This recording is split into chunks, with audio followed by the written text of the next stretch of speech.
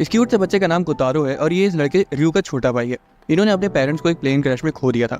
आज एक स्कूल की चेयरवुमन से मिलने जा रहे हैं जिसके बच्चे भी उसी प्लेन क्रैश में चल बसे थे और अब वो उन्हें गोद लेना चाहती है। कमरे में आते ही चेयरवुमन बोलती है कि वो इतनी देरी से क्यों आ रहे, वो सुबह से उनका इंतजार कर रही थी। उसके जवाब में कोतारो उसे गुड़िया कह देता है। रयू तुरंत उसका मुंह बंद कर लेता है और उससे माफी मांगता है। उसके बाद चेयरवुमन कहती है कि वहाँ रहने के बदले रयू को उसके स्कूल में बेबी सीटर की पार्ट टाइम जॉब करनी होगी। बाद में सेगावा उन्हें डे केयर तक ले जाता है जहाँ वो देखते हैं कि बच्चे आपस में खेल रहे हैं। सेगावा बताता है कि बेबी सीटर क्लब है जो कि चेयरवुमन के बेटे ने खोला था, लेकिन कोई भी उसे ज्वाइन नहीं करना चाहता था, इसलिए वो कभी खुला ही नहीं। रयू कहता है कि क्लब का पहला मेंबर होने के नाते वो क्लब के लिए जो कुछ भी कर सकता है वो करेगा।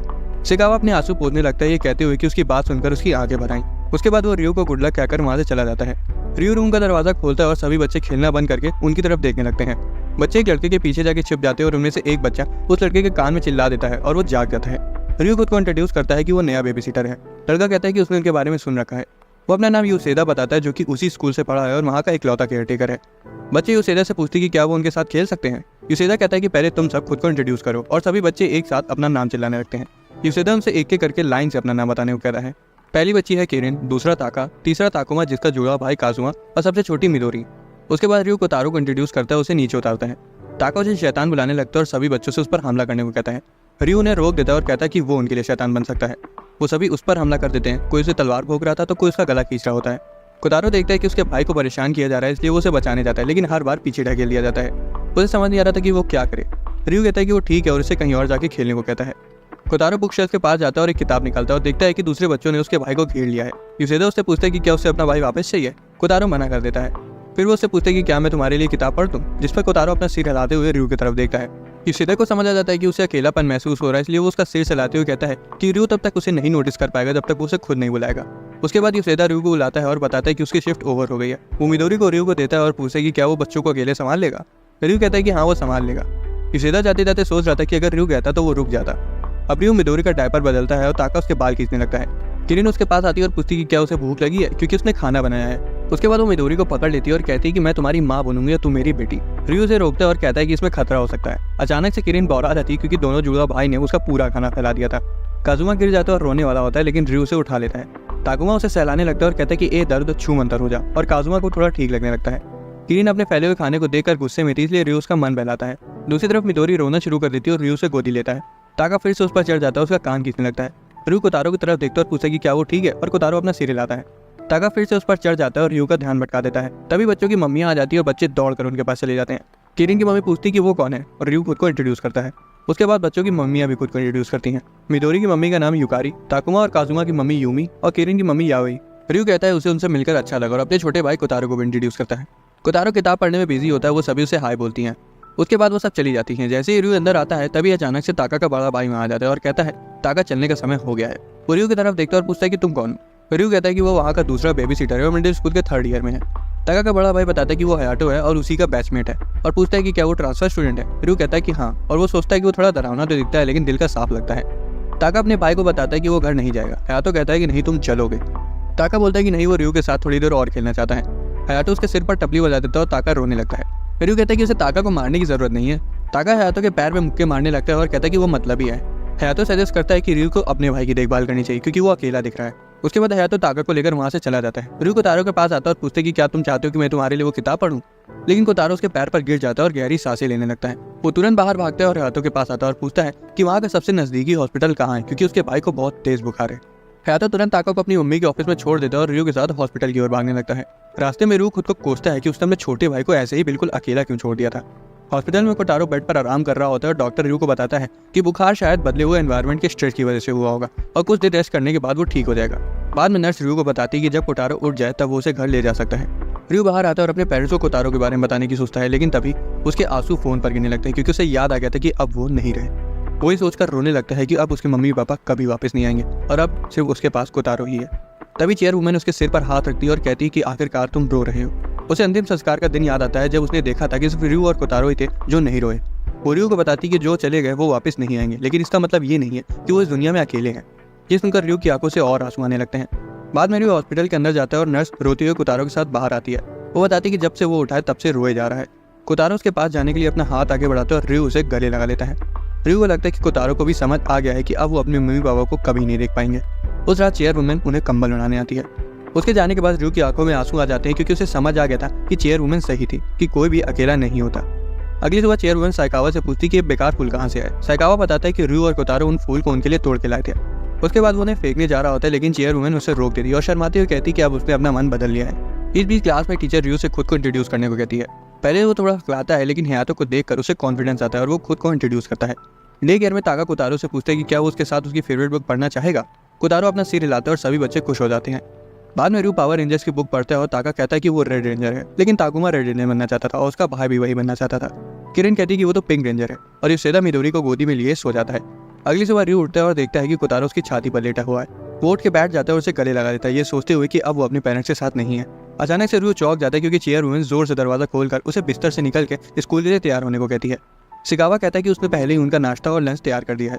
चेयरवुमन उन्हें लेक्चर दे रही थी कि तभी कोतारो उसके बाल पकड़ लेता है और उसे बुढ़िया कहने लगता है। वो उसे वार्निंग देती कि अगर उसने एक और बार उसे बुढ़िया बुलाया तो वो उसके बाल अपनी ही तरह कटवा देगी। उसके बाद रू को उसकी स्कूल यूनिफॉर्म दिखाती है क्योंकि अब वो उसके स्कूल में पढ़ने वाला था। रू सोचता है कि उसने उसके लिए तकलीफ उठाकर एक नई यूनिफॉर्म खरीदी, इसलिए वो बुढ़िया को शुक्रिया कहता है। डे केयर में कोतारो अपने जूते उतार रहा होता है और युसेदा तो हैरान था कि उस घुसट बुढ़िया ने रू को यूनिफॉर्म खरीद कर दी। उसके बाद वो कोतारो को बताता है कि वो क्लास जा रहा है और लंच टाइम तक वापस आ जाएगा। क्लास की ओर जाते वक्त उसे शर्म आ रही थी क्योंकि कॉरिडोर में खड़े सभी बच्चे उसे घूर रहे थे। उसी वक्त हयातो उसके सामने आ जाता है और बताता है कि वो उसे इसलिए घूर रहे हैं क्योंकि रू अपने साथ बच्चों को भी ले आया है। रू पीछे मुड़ता है और पूछता है कि वो वहाँ क्या कर रहे हैं। ताका समझाता है कि कोतारो उसका पीछा करना चाहता था, इसलिए वो भी उसके साथ आ गए। कोतारो रू के पास चला जाता है और सभी बच्चे रू से उसके साथ खेलने को कहते हैं। हयातो ने शांत करने के लिए मुक्का दिखाता है, जिस वजह से ताका रोते हुए वहाँ से भाग जाता है और एक डरावनी सी लड़की से जाकर टकरा जाता है। वो पूछती है कि बच्चे यहाँ क्या कर रहे हैं और कहती कि क्या उन्होंने स्कूल को प्लेग्राउंड समझ लिया है। बच्चे डर के मारे रोने लगते हैं और रू के पीछे छिप जाते हैं। वो माफी मांगता है और बच्चों को डे केयर में वापस ले जाता है। इस लड़की का नाम इनोमाटा है और ये स्कूल की टॉपर है, लेकिन उसके बर्ताव की वजह से सभी स्टूडेंट उसे बेकार कमेंट पास कर रहे थे कि वो कितनी मतलबी है। हालांकि वो उन्हें इग्नोर करके आगे चली जाती है। रियो और हयातो उन्हें डे केयर में वापस ले आते हैं और देखते हैं कि युसेदा घोड़े बेचकर सो रहा है। हयातो उसे मुक्का मारकर जगाता है। रियो देखते हैं कि कोतारो उदास लग रहा है, इसलिए उसे बहलाने के लिए उसका सिर सहलाता है। तभी इनोमाटा वहाँ आ जाती है और ताका को उसका लंच देती है, जो कि वो भूल आया था। वो लंच उसकी मम्मी ने भिजवाया था, जो कि उनके स्कूल में टीचर थी, लेकिन उसको वहाँ देखते ही बच्चे डर के मारे कांपने लगते हैं। जैसे ही इनोमाटा वहाँ से जाने वाली थी, तभी युसेदा के पेट में बहुत तेज दर्द होने लगता है और वो हयातो से उसे नर्स के ऑफिस ले जाने को कहता है और रियो और इनोमाटा से उसकी गैर मौजूदगी में बच्चों का ध्यान रखने को कहता है। वो लोग कुछ नहीं बोल पाए और बस उसे जाते हुए देखते रह गए।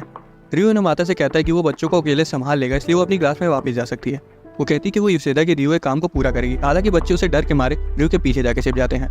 बाद में इनोमाटा मिडोरी को गोदी लेने का ऑफर करती है। वो शर्म के मारे पूरी लाल हो जाती है और तेजी से बोलती है कि वो सिर्फ मदद करना चाहती है। उसकी आवाज़ से मिडोरी उड़ जाती है।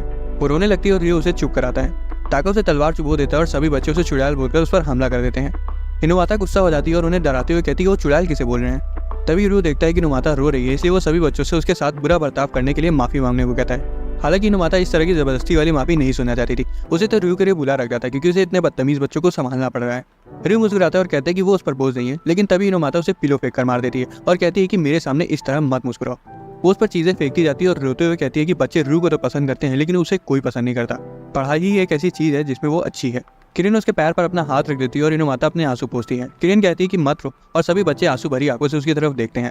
वो उन्हें गले लगा लेती है और सभी बच्चे उसे सॉरी कहते हैं और वो जल्द ही बच्चों के साथ सो जाती है।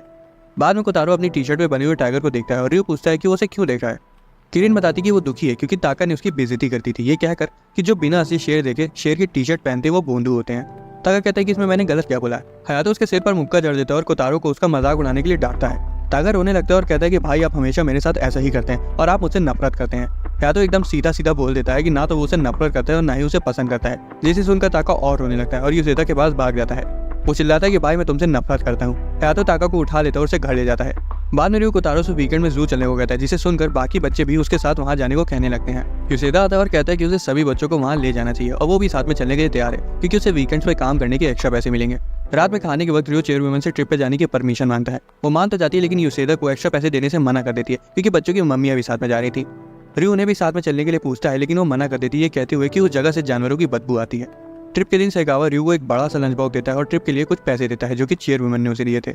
जू में रियो युसेदा को वो पैसे देता है जो चेयरवुमन ने उसे दिए थे। हालांकि वो मना कर देता है। वो बच्चों की फोटोज खींचता है और उनके पापा को भेजता है जो कि वहाँ नहीं आ पाए। हयातो वहाँ अपनी बेसबॉल ड्रेस पहनकर आता है और ताका को उतार देता है क्योंकि उसे प्रैक्टिस पर जाना था। अब उनकी जू की ट्रिप शुरू हो जाती है और बच्चे सबसे पहले हाथी को देखकर हैरान हो जाते हैं। युसेदा उनकी अलग अलग जानवरों के साथ फोटो देता है। बच्चे शेर को पिंजरे में से दहाड़ते हुए देखकर बहुत डर जाते हैं और अपनी मम्मियों के पास भाग जाते हैं और डर के मारे कांपने लगते हैं। कोतारो अभी भी निडर शेर के सामने खड़ा होता है। हालांकि जब रियो उसे देखता है तो पाता है कि वो डर के मारे जम चुका है। वो उसे उठाता है और सोचता है कि अगर वो जंगल में होते तो सबसे पहले शेर कोतारो को ही खाता। बाद में वो लोग प्यारे प्यारे शेर के बच्चों को देखते हैं। योशिदा कहते हैं कि अब लंच का समय हो गया, इसलिए रियो रॉकर से अपना लंच लेने चला जाता है। वो देखते हैं कि कोतारो किसी चीज को ध्यान से देख रहा है। जब रियो मुड़ता है तो पाता है कि वो किसी परिवार को देख रहा था और वो तुरंत उनकी जगह अपने परिवार को इमेजिन करने लगता है।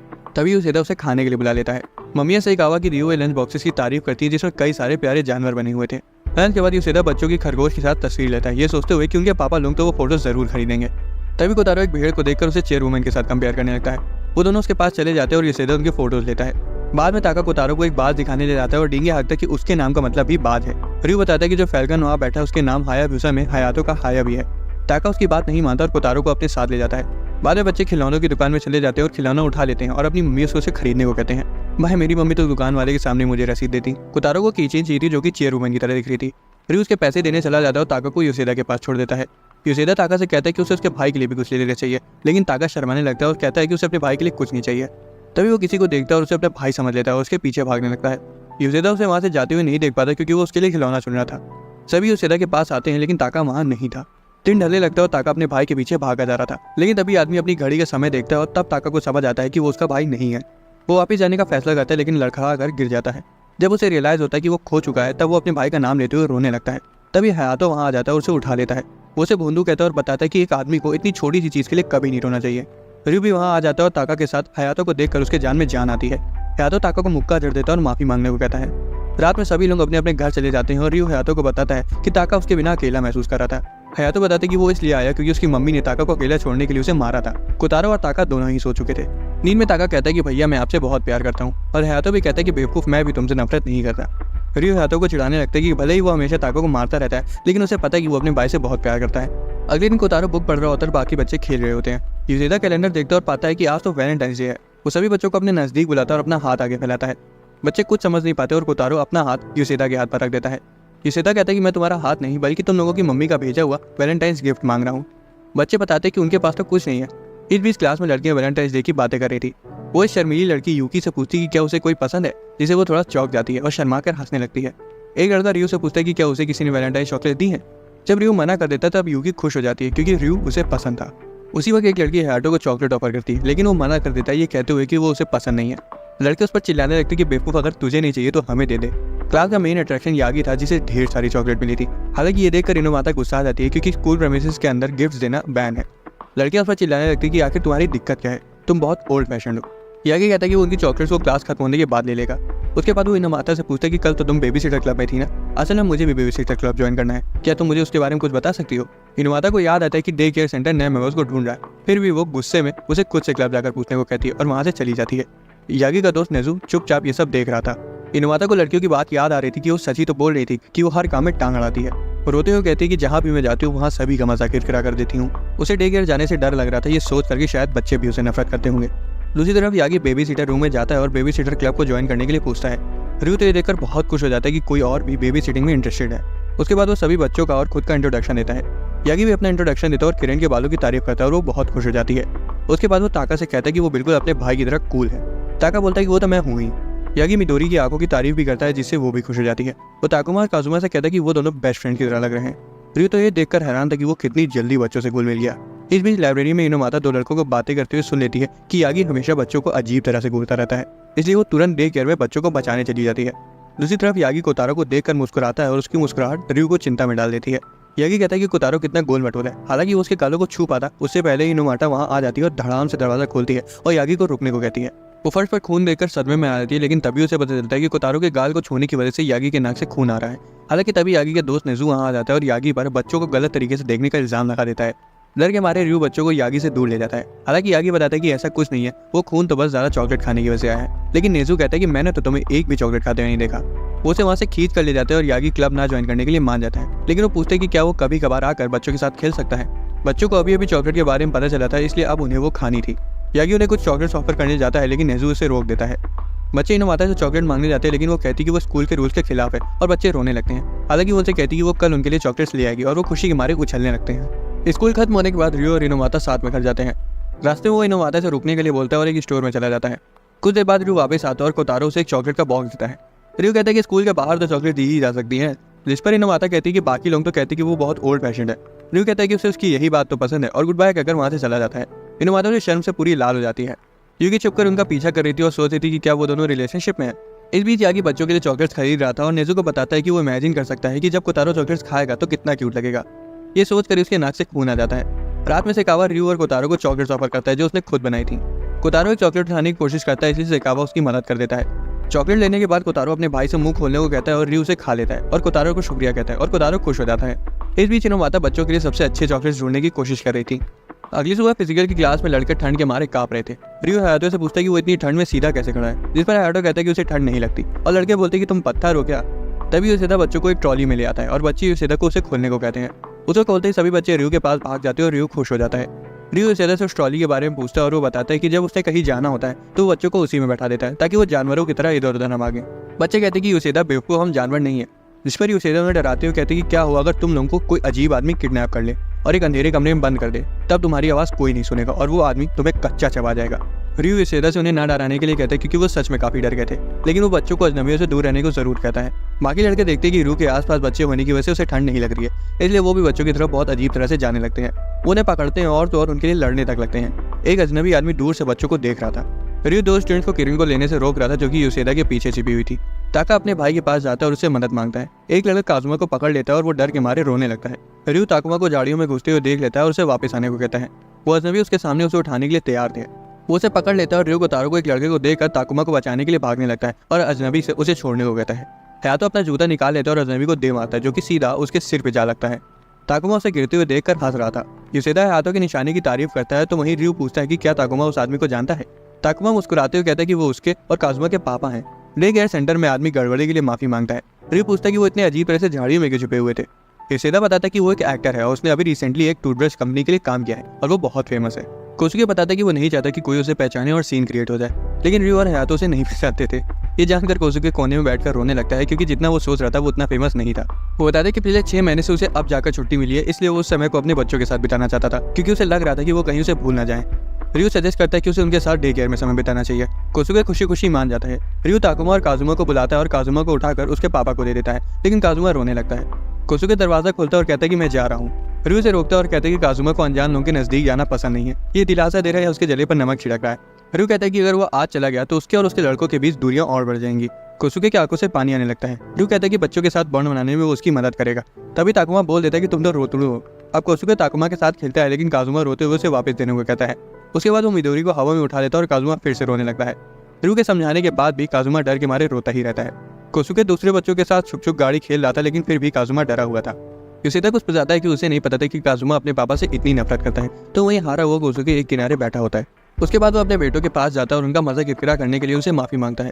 वो कहता है कि खूब मजे करना, मैं घर में तुम लोगों का इंतजार करूंगा। वो उन्हें गुड बाय कहता है और वहां से चला जाता है। कोसुके रास्ते में एक लड़की से टकरा जाता है और वो लड़की उसे तुरंत पहचान लेती है और चिल्ला पड़ती है। उसकी आवाज सुनकर और लड़कियां भी वहां आ जाती हैं और उसके साथ फोटो और ऑटोग्राफ्स मांगने लगती हैं। तभी उसे कहीं से पापा सुनाई देता है और वो देखता है कि रयू और हयातो ताकुमा और काजुमा को पकड़े हुए हैं। वो चाहते थे कि वो वापस आ जाए। कोसुके ये सुनकर बहुत ज्यादा खुश हो जाता है और भीड़ से निकलकर उनके पास जाने लगता है और पूछता है कि क्या अभी उन्होंने उसे पापा कहा। तभी एक टीचर वहां आ जाती है और सीटी बजाते हुए सभी को चेयरमैन की फोटो दिखाते हुए वार्निंग देती है कि अगर वो क्लास में वापस नहीं गए तो उन्हें ये साल दोबारा से रिपीट करना पड़ेगा। सभी लड़कियां वहां से भाग जाती है। असल में वो टीचर उसकी वाइफ थी। वो उसे सॉरी बोलती है और बताती कि यूसेदा ने उसे सब बता दिया है। वो कहती कि वो बच्चों को उसकी गैर मौजूदगी में उसकी मूवीज दिखाती थी। आखिरी बार उसने वो मूवी लगाई थी जिसमें उससे विलेन का रोल किया था, इसलिए काजुमा उससे डरा हुआ है। वो ये भी बताती कि वो विलेन के रोल में बहुत कूल लग रहा था। तभी ताकुमा और काजुमा उससे पूछते कि क्या वो उनके साथ खेलेगा। कोसुके उन्हें गले लगा लेता है और रोने लगता है। दोनों बच्चे अपने पापा के साथ बहुत खुश लग रहे थे, तो वहीं कोतारो चुपचाप उनके खुशी परिवार को देख रहा था। अगले दिन की शुरुआत खूबसूरत चेरी ब्लॉसम से होती है। ये रयू के हाई स्कूल का पहला दिन था। वो बुलेटिन बोर्ड पर बेबी सीटर क्लब के रिक्रूटमेंट का पोस्टर लगाने जा रहा था। हालांकि वो देखता है कि वहाँ पर पहले से ही कई सारे क्लब्स के फ्लैट्स लगे हुए हैं। उसके बाद वो डे केयर रूम में जाता है जहाँ बच्चे उस पर टूट पड़ते हैं और उसे नीचे गिरा देते हैं। पोस्टर उड़ के कोतारो के सिर पर लैंड हो जाता है। कोतारो चुपचाप खड़ा रहता है, वो तो उसे हटाने की कोशिश भी नहीं करता। यूसेदा भी उसके सिर पर से ही फ्लायर को पढ़ लेता है, इसलिए रयू कहते हैं कि पढ़ने से पहले कम से कम उसे हटा तो दो। यूसेदा सजेस्ट करता है कि उन्हें एक बार दूसरे क्लब भी घूम के आने चाहिए। दोनों भाई मान जाते हैं। ताका को भी अपने भाई का क्लब देखना था और किरिन भी एक्साइटेड थी। हॉल में बच्चे एक दूसरे का हाथ पकड़ लेते हैं और गाना गाते हैं और नाचते हैं। कोतारो हर बार रिदम पकड़ने में नाकामयाब हो रहा था। रयू को शर्म आ रही थी क्योंकि सभी की नज़र उसी पर थी। किरिन बेसब्री से ड्रामा क्लब का दरवाजा खोलती है, लेकिन वो अपनी मम्मी को भूत बनी हुई देखकर डर जाती है और ताकुमा को छोड़कर बाकी सब बच्चे भी डर जाते हैं। उसकी मम्मी कहती है कि क्या तुम अपनी मम्मी को ही नहीं पहचान पाई, यही तो मेकअप की ताकत है। रयू उन्हें रोकते हुए कहता है कि मैम वो सभी आपसे डरे हुए हैं। वो रयू को उनका क्लब ज्वाइन करने के लिए फंसाने लगती है। तभी कोतारो उसकी पैंट पकड़ता है और दिखाता है कि बच्चे हॉलवे में भाग रहे हैं। वो उनसे माफी मांगता है और कहता है कि मुझे जाना होगा और युसेदा को बुलाता है जिसके चेहरे पर डरावना मेकअप लगा हुआ था। हॉल में दौड़ते हुए भाइयों को उनकी मम्मी मिल जाती है और वो उसके पास जाके उनके गले लग जाते हैं। वो पूछती है कि वो वहाँ क्या कर रहे हैं और रयू बताता है कि वो दूसरे क्लब्स को एक्सप्लोर कर रहे हैं। तभी किरिन को कहीं से मिठाई की खुशबू आती है और बच्चे उसी डायरेक्शन में भाग जाते हैं। उनकी मम्मी भी चली जाती है और रयू कोतारो के साथ बच्चों का पीछा करता है, लेकिन कोतारो एक चींटी को देखकर रुक जाता है और उसे बैठकर देखने लगता है। युसेदा और मिदोरी भी वहाँ आ जाते हैं और उसे देखने लगते हैं। इस बीच बच्चों को कुकिंग रूम मिल जाता है, लेकिन कुकीज अभी तैयार नहीं हुए थे। हिनुमाता जो कि कुकिंग क्लब में ही थी बताती है कि ये बच्चे बेबी सिटिंग क्लब से हैं। रयू अंदर आता है और पूछते कि क्या किसी ने बच्चों को हॉल में भागते हुए देखा, और बच्चे रयू को देखकर खुश हो जाते हैं। हिनुमाता उस पर बच्चों का ध्यान न रखने की वजह से चिल्लाने लगती है, लेकिन जल्दी उसे समझ आ जाता है कि उसने सभी को डरा दिया है। वो चिल्लाने के लिए माफी मांगती है। एक लड़की कहती है कि उसने आखिरकार दिखाई दिया कि उसे भी असल में बच्चों की चिंता है। रयू परेशानी के लिए माफी मांगता है और बच्चों से चलने के लिए कहता है। ताका जाने से मना कर देता है क्योंकि पहले उसे मिठाई चाहिए थी, इसलिए रयू को उसे जबरदस्ती दूसरों के साथ ले जाना पड़ता है। ताका को शांत कराने के लिए उसे कहता है कि चलो बेसबॉल क्लब में चलते हैं जहाँ तुम्हारा भाई प्रैक्टिस कर रहा होगा। वो स्पोर्ट्स क्लब जाने के लिए बाहर आते हैं और एक स्टूडेंट कमेंट करता है कि रयू हाई स्कूल में ही बेबी सिटिंग में फंस गया। ताका बेसब्री से अपने भाई की तरफ देखता है और जब उसका भाई भी पलट कर उसे देखता है तो वो खुश हो जाता है। हालांकि हयातो अपना मुंह मोड़ लेता है और ताका बौरा जाता है। ताका कहता है कि तुम मतलबी हो। हयातो आता है और ताका को मुक्का जड़ देता है और वो और भी ज्यादा रोने लगता है। रयू को बताता है कि उनकी टीम बेकार है और एक प्लेयर चिल्लाता है कि उसने सब सुन लिया। रयू देखता है कि वो अपने दोस्तों के साथ कितना खुश है। तभी कोतारो और चींटियों को देखता है, लेकिन जब वो अपने भाई को बुलाता है तब वो नोटिस करता है कि उसका भाई उदास है। युसेदा को भी समझ आ जाता है कि रयू अकेला महसूस कर रहा है। बच्चे रयू को बुलाते हैं और पूछते हैं कि अब अगली जगह कहाँ जाना है। रयू कहता है कि उसे बेबी सिटर क्लब का पोस्टर लगाने के लिए जगह ढूंढनी है। वो अपने छोटे भाई से साथ आने को कहता है, लेकिन हैरानी से कोतारो मना कर देता है। रयू को बहुत बुरा लगता है कि उसने उसे मना कर दिया। उसके जाते ही कोतारो भी ग्रुप छोड़कर कहीं जाने लगता है। वो बुलेटिन बोर्ड के किनारे पोस्टर लगा देता है। उसके बाद वो दुखी हो जाता है कि उसके भाई तक ने उसके साथ आने के लिए मना कर दिया। तभी हयातो कोतारो के साथ वहाँ आता है और कहता है कि मुझे भी बेबी सिटर क्लब ज्वाइन करना है और ये रही मेरी एप्लीकेशन। असल में कोतारो ने उसे क्लब ज्वाइन करने के लिए मनाया था। हयातो कहता है कि कोतारो ने नोटिस कर लिया था कि तुम डिप्रेस्ड हो और तुम्हें दोस्त चाहिए। रयू हैरान था कि उसका भाई इतने अच्छे से उसे समझता है। बाकी बच्चे भी उसे ढूंढते हुए आते हैं और उसे कुकीज ऑफर करते हैं ताकि उसका मूड ठीक हो जाए। क्लब घूमने का दिन खत्म हो जाता है और युसेदा सभी के लिए मैचिंग एप्रन्स बनाता है। हिनुमाता भी कभी कभार बच्चों के लिए कुकीज ले आती है। हयातो कहता है कि अगर बच्चे उसे खाएंगे तो उनके दांत टूट जाएंगे, जिस पर हिनुमाता कहती है कि तुम्हें खाने की कोई जरूरत नहीं है। अगली सुबह रयू उठता है और उसे छाती पर भारी भारी सा लगता है। असल में कोतारो उसके ऊपर सो रहा था। कोतारो उठ जाता है तभी चेयर वुमेन कमरे में घुस आती है और इतनी देर तक सोते रहने के लिए रयू को हड़काने लगती है। जैसे वो बिस्तर से उतरता है नीचे गिर जाता है। उठने की कोशिश करता है लेकिन बार बार गिरता रहता है। उसके बाद चेयर वुमेन कोतारो को उससे ले लेती है और कहती है कि अगर उसे भी जुकाम हो गया तो अलग मुसीबत हो जाएगी। कोतारो दरवाजे पर ही खड़ा होता है और चेयर वुमेन उसे रयू के लिए दवा बनाने में उसकी मदद करने को कहती है। दूसरी तरफ रयू बिस्तर पर आराम कर रहा था। कोतारो चेयर वुमेन को जज्जर कह देता है। चेयर वुमेन पूछती है कि तुमने मुझे कहा या इस कंबल को। कोतारो दोबारा से उसे वही कह देता है और गुस्से में वो उस पर कंबल फेंक देती है और उसके पीछे आने को कहती है। किचन में चेयर वुमेन एक बड़े से चाकू से नींबू काटती है और कोतारो उसे ऐसा करते हुए देखकर शैतानी बुढ़िया बोल देता है। वो कोतारो से नींबू को उस छोटे से गिलास में निचोड़ने को कहती है ताकि वो रयू के लिए शहद और नींबू का घोल बना सके। कोतारो नीचे बैठ जाता है और नींबू को हिलाता है, लेकिन देखता है कि गिलास में तो कुछ गिरा ही नहीं। चेयर वुमेन पूछती है कि क्या मैं तुम्हारी मदद करूं, लेकिन वो मना कर देता है। कुछ देर मशक्कत करने के बाद वो ग्लास में एक बूंद रस चुआने में कामयाब हो जाता है। वो उसे और रस निकालने को कहती है और कोतारो नींबू निचोड़ने में जुट जाता है। चेयर वुमेन को ड्रॉर में लेमन जूसर तो मिलता है, लेकिन फिर भी वो कोतारो को खुद से जूस निकालने देती है। वो नींबू निचोड़ लेता है, हालांकि जब वो खड़ा होता है तो बेचारा धोखे से ग्लास गिरा देता है। चेयर वुमेन उसे नींबू का दूसरा हिस्सा देती है और दोबारा से रस निकालने को कहती है। पहले वो रस को साफ करते हुए देखकर वो नोटिस करती है कि कोतारो काफी डिटर्मिन्ड है। बाद में चेयर वुमेन खाना लेकर आती है और पूछती है कि अब रयू की हालत कैसी है। शिकावा बताता है कि उसका बुखार कम हो गया और चेयर वुमेन कहती है कि अब उसे आराम करने दो। उसके दरवाजा बंद करते रयू अपनी फैमिली के सपने देखने लगता है। उसके पेरेंट्स एक और ट्रिप पर जा रहे थे और इस बार वो कोतारो को भी अपने साथ ले जा रहे थे। रयू भीख मांगते कि कोतारो को मत ले जाओ, ये सोच कर कि शायद वो भी कभी वापस ना आए। वो नींद में ही रोने लगता है, लेकिन कोतारो उसके बगल में होता है और अपने बड़े भाई के आंसू पोंछता है और उसकी आंखें जलने लगती है। चेयर वुमेन आती है और बताती है कि कोतारो के हाथों में नींबू का रस लगा हुआ है। वो उसे गर्मा गर्म काढ़ा देती है और बताती है कि कोतारो ने उसे बनाया है। उसको पीते वो भगवान को शुक्रिया कहता है कि उन्होंने उसके छोटे भाई को अपने पास नहीं बुलाया। रयू उसका सिर हिलाता है और कोतारो मुस्कुराता है। चेयर वुमेन कोतारो को उठा लेती है और बताती है कि अब उसे जाना होगा। बेचारे को लगा था कि दवाई खाने के तुरंत बाद उसका भाई ठीक हो जाएगा, लेकिन चेयर वुमेन बताती है कि रयू को अभी भी आराम की जरूरत है। रयू को चिंता थी कि कहीं कोतारो को भी सर्दी न लग जाए। बाद में वो चेयर के नीचे बैठा शोक मना रहा होता है। शिकावा उसे आइसक्रीम की लालच देकर बाहर बुलाने की कोशिश करता है, लेकिन वो बाहर नहीं आता। अगली सुबह मिदोरी की मम्मी मिदोरी को रयू को दे जाती है। रयू कोतारो से कहता है क्यों ना जब तक सब लोग नहीं आ जाते तब तक स्टोरी बुक पढ़ ली जाए। उससे पहले वो मिदोरी का डायपर बदल देता है, लेकिन पता चलता है कि डायपर तो खत्म हो गए हैं। जैसे ही वो डायपर निकालने के लिए ड्रॉर खोलता है तभी मिदोरी दरवाजे की तरफ भाग जाती है। उसी वक्त एक लड़का अंदर आ जाता है और वहाँ भरी बदबू उसके नाक में चढ़ जाती है। मिदोरी उसकी पैंट खींच लेती है और वो नीचे गिर जाता है। लड़का रोने लगता है और रयू से कुछ करने को कहता है। बाद में वो बैठकर बात करते हैं और लड़का पूछता है कि क्या ये बदबू फैलाने का क्लब है। वो दोनों बात कर रहे होते हैं और कोतारो सिंड्रेला की पिक्चर बुक पकड़े खड़ा हुआ था। लड़का मिदोरी को बदबू की खदान बताता है और कोतारो को एक स्पेस कैडेट। वो पूछते हैं कि क्या वो मिदोरी नाम की बच्ची की बेबी सिटिंग भी कर रहा है, क्योंकि उसे नहीं पता था कि जिसे वो बदबू की खदान बुला रहा है वही मिदोरी है। रयू पूछता है कि वो उसे क्यों ढूंढ रहा है और लड़का बताता है कि उसे अपने होने वाली बेटी का चेहरा देखना है। रयू कंफ्यूज हो जाता है और पूछता है कि तुम अभी भी स्कूल ही में पढ़ते हो ना। लड़का कहता है कि लेकिन मैं तुमसे 1 साल बड़ा हूँ और तुम मुझे इनुई सेनपाई कहकर बुलाओ। रियू बताता है कि मिडोरी की मॉम तो पहले से मैरिड है, लेकिन इनुई बस मुस्कुराता है और कहता है कि ये सब प्यार में नहीं देखा जाता।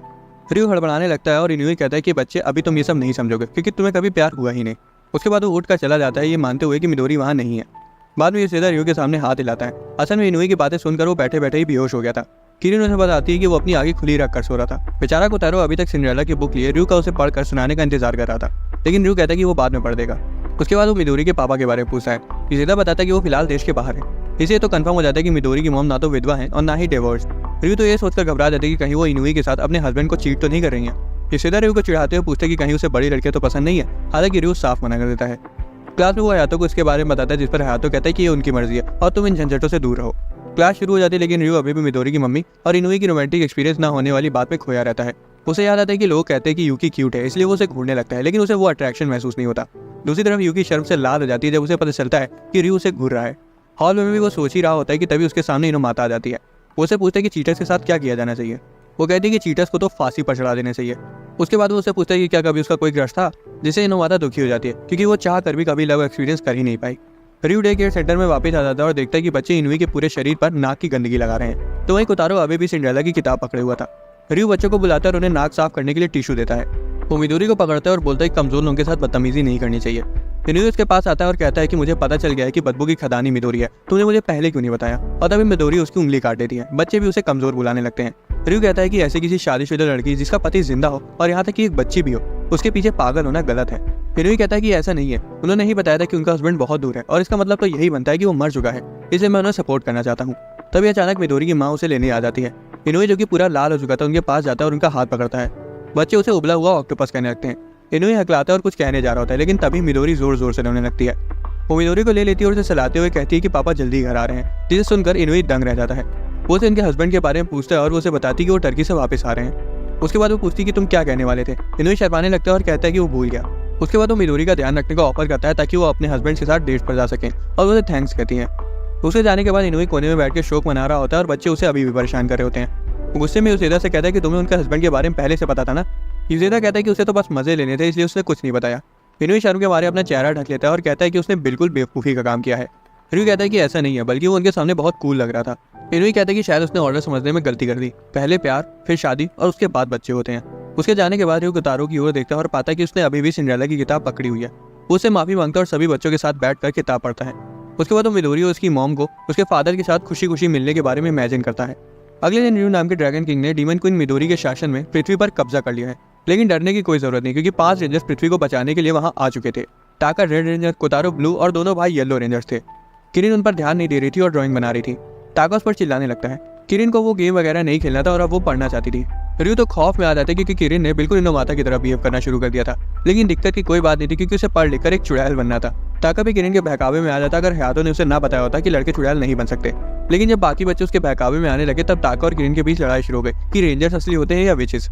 रियू हयातो को यह बताने से रोक देता है कि वो दोनों ही रियल नहीं होते ताकि उनका सपना न टूट जाए, लेकिन अब काफी देर हो चुकी थी और उन दोनों की बहस काफी ज्यादा बढ़ चुकी थी। कोतारो जो उन दोनों का झगड़ा शांत कराने आता है उसे किनारे फेंक दिया जाता है और दोनों लड़ने लगते हैं। टाका अगले दिन पुख्ता सबूत के साथ आता है। वो रेड रेंजर के साथ एक फोटो लेकर आया था। वो कहता है कि रेंजर्स असली होते हैं। उसके बाद वो किरिन से कहता है कि तुम्हारी विचेस के असली होने का कोई एविडेंस नहीं है। किरिन चुड़ैल की किताब पीछे पकड़ी हुई थी और चिल्लाती है कि मेरे पास भी सबूत है जो कि मैं तुम्हें उड़ के दिखाऊंगी। बाहर पूरी डिटर्मिनेशन के साथ वो झाड़ू पर बैठ के उड़ने की कोशिश करती है।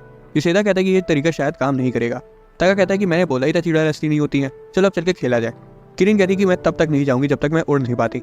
रियू जिसे उसकी चिंता हो रही थी, यूशिदा कहता है कि तुम्हें क्लास में वापस जाना चाहिए, किरिन जल्दी हारी मान जाएगी। रियू हयातो को उसके बारे में बताता है, जिस पर वो कहता है कि इसमें इतना सोचने वाली क्या बात है, उसको सच बता दो कि विचेस असली नहीं होती हैं। रियू कहता है कि ऐसे बच्चों का सपना तोड़ना सही नहीं होता। वो बात कर ही रहे होते कि तभी पीछे से इनोमाता आकर उन्हें वॉशरूम का रास्ता रोकने की वजह से डांटने लगती है और कहती है। रियू माफी मांगता है और पीछे हट जाता है। वो कहती है कि मैंने तुम लोगों को बच्चों के सपनों को तोड़ने के बारे में बात करते सुना, क्या कुछ हुआ है? हयातो पूछता है कि क्या तुम्हें हमारी बातचीत में शामिल होना है। वो शर्मा जाती है और वहाँ से चली जाती है। रियू उसे रोकता है और कहता है कि हमें तुम्हारी सलाह चाहिए और उसको बाद में वो किरिन की प्रॉब्लम के बारे में बताता है। वो कहती है कि मैं मदद कर सकती हूँ, मुझे लंच टाइम में मिलना। बाद में कुछ किताबें लेकर आती है जिसमें विचेस के असली दुनिया में होने के सबूत होते हैं। रियू कहता है कि ये बहुत डरावनी और हम इतने खौफनाक इतिहास को बच्चों को नहीं दिखा सकते। जब उसे रियलाइज होता है तब वो माफी मांगती है और चली जाती है। यूकी सोचती कि इनोमाता और रियू के बीच आखिर रिलेशन क्या है। दूसरी तरफ रियू सोच रहा था कि इनोमाता थोड़ी अजीब सी है लेकिन अच्छी है। उसे चेयर वुमन की याद आती है जो कि खुद में एक चुड़ैल जैसी दिखती है। वो उसे विज बनने का नाटक करने के लिए बोलने के बारे में सोच रहा था, लेकिन वो उसे पढ़ने के लिए डांटने लगेगी। इस बीच युसेदा किरण से अंदर आने के लिए बोल रहा था, लेकिन वो कहती है कि मेरे रास्ते में मत आओ, मैं बस उड़ने ही वाली हूँ। युसेदा सोचता है कि वो ऊंचाई पर तो है नहीं, इसलिए उसे बाहर रहने देना ठीक होगा। कोतारो उसकी पैंट खींचता है और वो विज वाली किताब उसे पढ़ने के लिए देता है। सही बच्चे उसे सुनने के लिए उसके पास आ जाते हैं। किरण ऊपर देखती है और सोचती है कि वो वहां से कूदकर उड़ सकती है। रयू बच्चों को दिखाने के लिए जादुई किताब लेकर डे केयर सेंटर की तरफ जा रहा था। वो देखता है कि किरण छज्जे से कूदने वाली है और तुरंत किताब छोड़ देता है। रयू ऐन वक्त पे उसे नीचे गिरने से बचा लेता है और किरण फूट फूट कर रोने लगती है कि उसका सपना टूट गया। रयू उसे शांत कराता है और सोचता है कि उसे उसको बता देना चाहिए था कि विचेस असली नहीं होती है और सिर्फ कहानियों में होती है, जैसे कि हयातो ने से कहा था। तभी चेयरवुमन वहां आ जाती है और पूछती कि वो रो क्यों रही है। किरण बिलखती हुई कहती कि वो उड़ नहीं सकती। चेयरवुमन कहती कि हाँ तुम नहीं उड़ सकती, इसके लिए तुम्हें 100 साल उड़ने की प्रैक्टिस करनी होती है। वो पूछती कि क्या उसके बाद वो झाड़ू पर उड़ सकती है, जिस पर वो कहती कि ये तुम्हारी सोच पर निर्भर करता है। बच्चे उसकी बातें सुनकर हैरान हो जाते हैं और वहां से चली जाती है। अन्ना ताका कहता है कि वो चुड़ैल का खेल भी खेल सकते हैं। बच्चे खुश हो जाते हैं और रयू सोचता है कि शायद चेयरवुमन असल में एक चुड़ैल भी हो सकती है, किसको पता। अगले सीन में हम नेज़ू को उसके भाई बहन के साथ उसके घर में देखते हैं। अचानक से उन्हें उनके भाई किचाई की आवाज़ सुनाई देती है, जो कि उनके पापा पर चिल्ला रहा था कि वो घर छोड़कर जा रहा है। दूसरी तरफ रयू बाहर कपड़े सुखा रहा था और कोतारो चींटियों को देख रहा था। कोतारो चींटियों का पीछा करने लगता है, लेकिन कुछ दूर जाने के बाद वो अचानक से रुक जाता है। कोतारो वापस आता है और रयू की पैंट पकड़ लेता है और उसे खींचकर अपने साथ ले जाता है। रयू कहता है कि अगर तुम मुझे ऐसे ही खींच कर ले जाते गए तो मैं लड़खड़ा कर गिर जाऊंगा। उनके रुकते ही रयू देखता है कि एक लड़का झाड़ियों में फंसा हुआ है। वो अनजाने में उसे नेज़ू कह देता है क्योंकि वो उसी की तरह दिख रहा था, तो वही कोतारो उसे चूहा कह देता है। किचाई झाड़ियों से बाहर आने की कोशिश कर रहा था, इसलिए रयू मदद के लिए अपना हाथ आगे बढ़ाता है, लेकिन किचाई उसके हाथ को झटक देता है, ये कहते हुए कि उसे उसकी मदद की कोई जरूरत नहीं है। कोतारो तो ये देख के खौफ में आ जाता है, हालांकि रयू उसका सिर चलाते हुए कहता है कि मैं ठीक हूँ। रयू पूछता है कि क्या वो नेज़ू का भाई है, और लड़का अपना सिर हिलाता है। रयू बताता है कि तुम्हारा भाई नेज़ू और मैं सेम स्कूल में पढ़ते हैं।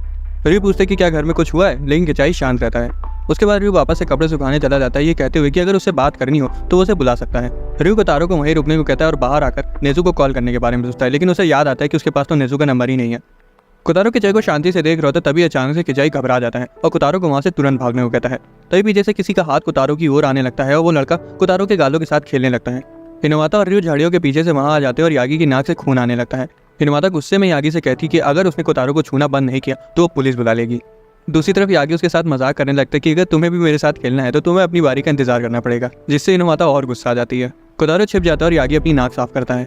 रयू कहता है कि उसने ही यागी को बुलाया था क्योंकि उसके पास नेज़ू का नंबर नहीं था, हालांकि वो इनोमाता को वहां देखकर हैरान था। यागी बताता है कि नेज़ू को काम था, इसलिए वो उसकी जगह वहां आ गया और रास्ते में उसे इनोमाता मिल गई थी, इसलिए वो उसे भी साथ ले आया। हमें पता चलता है कि नेज़ू का परिवार गरीब है और उनके 8 बच्चे हैं। किचाई अपने भाई की तारीफ करता है और बताता है कि उसका भाई परिवार को फाइनेंशियली सपोर्ट करने के लिए बहुत मेहनत करता है और तो वो पढ़ाई में भी बहुत अच्छा है, और ये सुनकर वो सभी दंग रह जाते हैं। यागी किचाई का सिर सहलाता है और कहता है कि तुम बहुत क्यूट हो, तो वही किचाई कहता है कि मुझे अकेला छोड़ दो। हिनवाता अपना पेशेंस खो देती है और कहती है कि किचाई तुम अपने भाई से बिल्कुल उल्टा एक बिगड़े हुए बच्चे हो।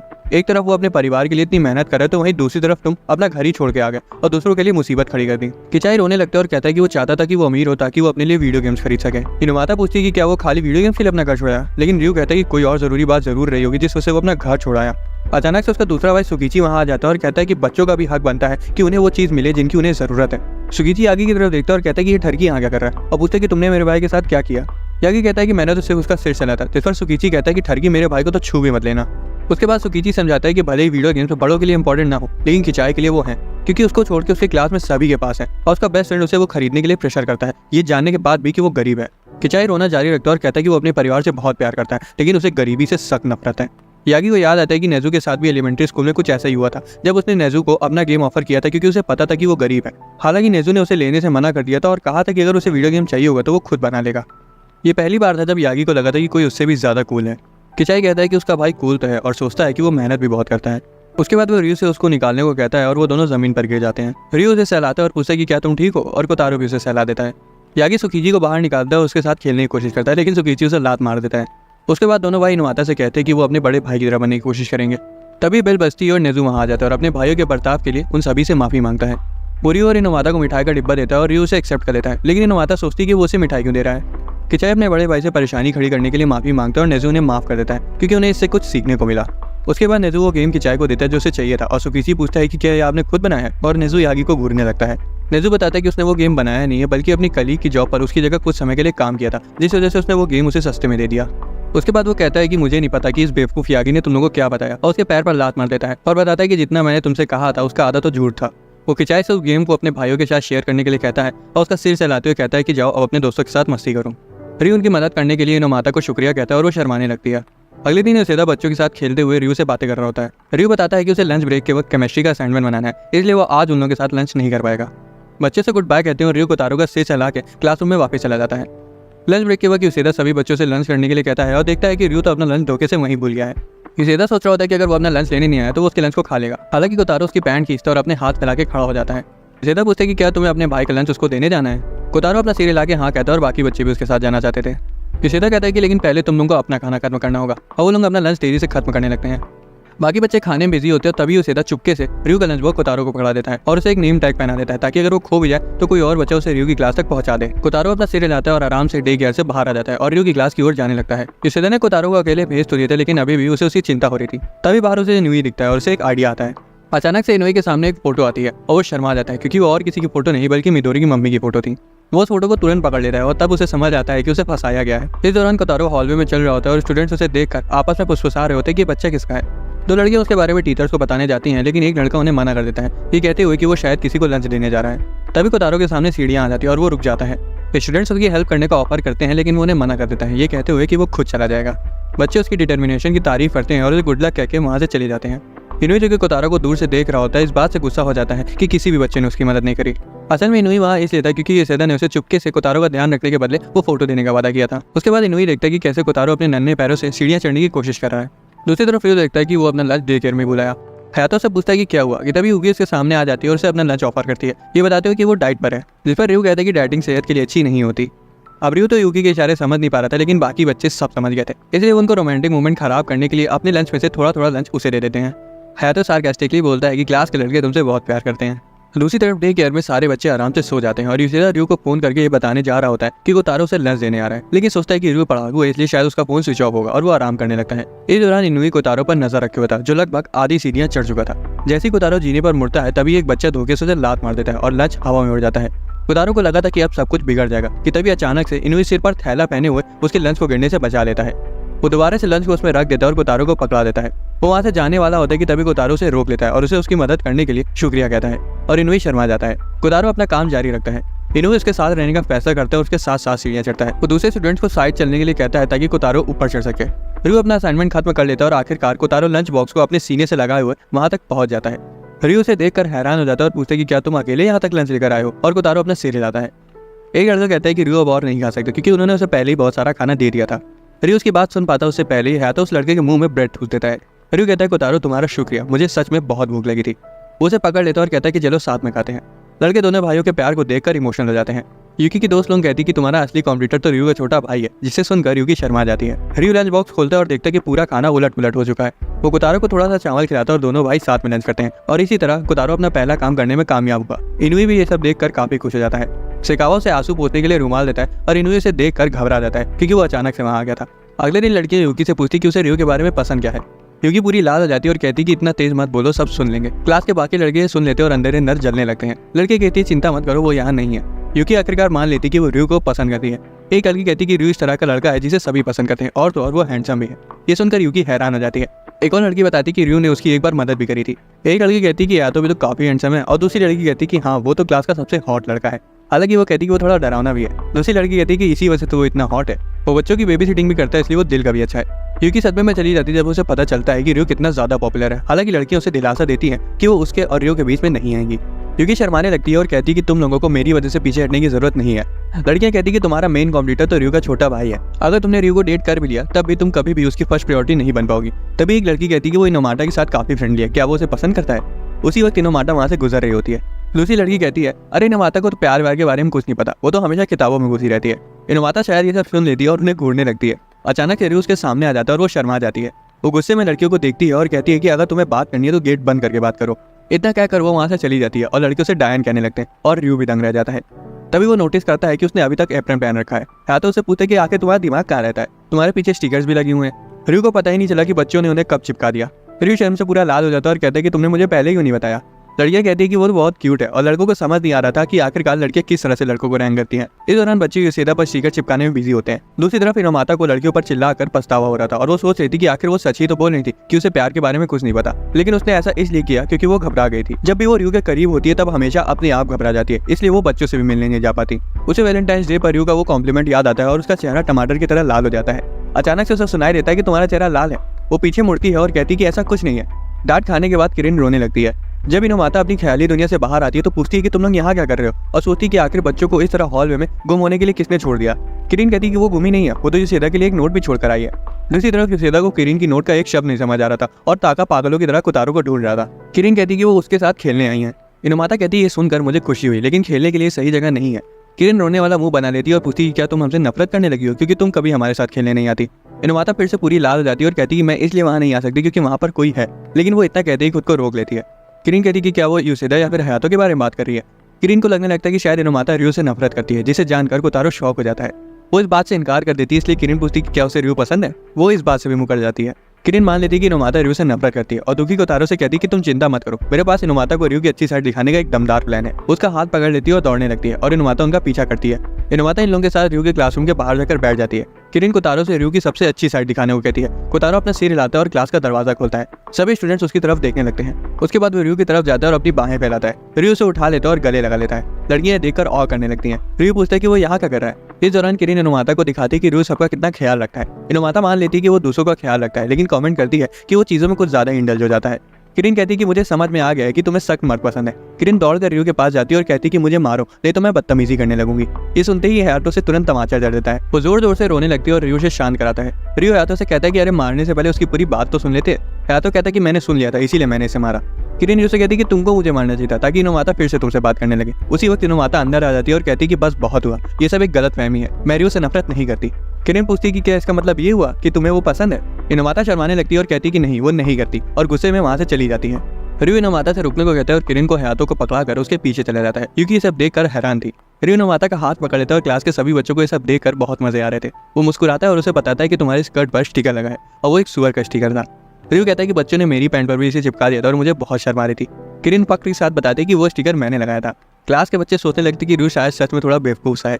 इनोमाता चली जाती है और उसे किरिन की रियो को पसंद करने वाली बात याद आने लगती है। वो खुद से कहती है कि वो रियो से बहुत नफरत करती है, हालांकि उसका चेहरा कुछ और ही कह रहा था। किरिन रियो से कहती है कि मुझे पता है कि तुम अच्छे लड़के हो, इसलिए तुम्हें दुखी होने की कोई जरूरत नहीं है। युसेदा पूछता है कि और मैं कैसा हूँ, जिसमें किरिन जवाब देती है कि तुम तो बहुत बुरे हो। अगली सुबह कोतारो रियो की साफ सफाई में मदद कर रहा था, तभी कोसुके ताकुमा के साथ डे केयर में आ जाता है। ताकुमा कोसुके का चश्मा ले लेता है और रियो से पूछता है कि काजुमा कहाँ है। ताकुमा बताता है कि उसे बुखार है। दूसरी तरफ घर पर काजुमा बिस्तर पर लेटा होता है और ताकुमा चिल्ला रहा होता है। उसकी मम्मी उसे सहलाती है और कहती है कि तुम्हें आराम करना चाहिए, लेकिन उससे पहले ये दवा पी लो, ये मीठी भी है और इससे तुम ठीक भी हो जाओगे। काजुमा ना चाहते हुए भी उसे पी लेता है और उसकी मम्मी उसके लिए ताली बजाती है। रियो कोसुके से कहता है कि आज ताकुमा और काजुमा साथ नहीं है, इसलिए हो सकता है कि वो दोनों अकेलापन महसूस करें। लेकिन ताकुमा तो मजे में होता है और कहता है कि देखो कोतारो चश्मा पहनकर बिल्कुल हीरो लग रहा है। कोसुके रोने लगता है और कहता है कि ताकुमा अपने अकेलेपन को छिपाने के लिए मुस्कुरा रहा है। रियो सोचता है कि ताकुमा को देखने से ऐसा बिल्कुल नहीं लग रहा है कि उसे जरा सा भी अकेलापन महसूस हो रहा है। युसेदा पीछे से आता है और 100 येन की शर्त लगाता है कि ताकुमा काजुमा के बिना अभी बिल्कुल ठीक रहेगा। वो ताकुमा से पूछते कि क्या उसे काजुमा के बिना अकेला अकेला लग रहा है। वो थोड़ा सा मुस्कुराता है और कहता है कि मैं बिल्कुल ठीक हूँ। ताकुमा सबको बताता है कि उसने अपने मम्मी से वादा किया कि वो मजे करेगा ताकि काजुमा जल्दी ठीक हो जाए। कोसुके ताकुमा की बहादुरी को देखकर हैरान हो जाता है। युसेदा कहता है कि मैं शर्त जीत गया, अब लाओ मेरे 100 येन। कोसुके उसे इसकी जगह 500 येन का गिफ्ट कार्ड देता है। लालची युसेदा कोसुके से उस पर अपना ऑटोग्राफ भी करने को कहता है और सोचता है कि उसे बेचकर वो और पैसे बना सकता है। कोसुके उसे अपना ऑटोग्राफ देने के लिए खुश हो जाता है और दूसरी तरफ ताकुमा कोतारो के चेहरे पर अपना सिग्नेचर कर देता है। कोसुके उन्हें बताता है कि शायद ताकुमा काजुमा के वहाँ ना होने की वजह से थोड़ी देर बाद अकेला महसूस करने लगेगा। वो ताकुमा को गुड बाय करने के लिए नीचे बैठ जाता है और तभी हयातो ताकुमा को लेकर वहाँ आ जाता है। ताकुमा डिस्ट्रैक्ट हो जाता है और कोतारो को लेकर हयातो के पास भाग जाता है। कोसुके रोने लगता है कि ताकुमा उससे ज्यादा हयातो को पसंद करता है। बाद में ताकुमा को कोतारो का हाथ पकड़ते हुए देखकर ताका गुस्सा आ जाता है और कोतारो को अपनी तरफ खींचने लगता है। वो दोनों कोतारो को अपनी अपनी तरफ खींचना शुरू कर देते हैं। रियो उन्हें रोकने की कोशिश करता है और कहता है कि ये कोई रस्साकसी का खेल नहीं है। हयातो ताका को मुक्का जड़ देता है और ताका रोने लगता है, ये कहते हुए कि वो कोतारो का बेस्ट फ्रेंड है। किरिन पूछती है कि काजुमा कहाँ है और ताकुमा बताता है कि उसे बुखार है इसलिए वो घर पर है। ये जानने के बाद कि काजुमा को बुखार है, ताका ताकुमा के पास जाता है और उसका हाथ पकड़ते हुए कहता है कि मैं उसके बुखार को हरा दूंगा। ताकुमा कहता है कि मैं भी वही करूंगा और बाकी बच्चे भी उन्हें ज्वाइन कर लेते हैं।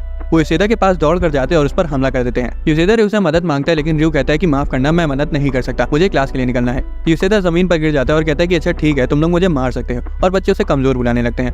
क्लास जाते वक्त रियो सोचता है कि भले ही ताकुमा अभी खेल कूद में बिजी है, लेकिन क्या काजुमा के बिना वो ठीक रहेगा। हयातो कहता है कि शायद काजुमा को बुखार की वजह से दिक्कत हो रही होगी क्योंकि उसका भाई भी उसके साथ नहीं है। रियो कहता है कि हाँ ये तो है और सोचता है कि काजुमा अभी ताकुमा के बिना रो रहा होगा और उसका नाम चिल्ला रहा होगा। रियो सोचता है कि जुड़वा होने के बावजूद दोनों की पर्सनैलिटी एक दूसरे से बिल्कुल उल्टी है।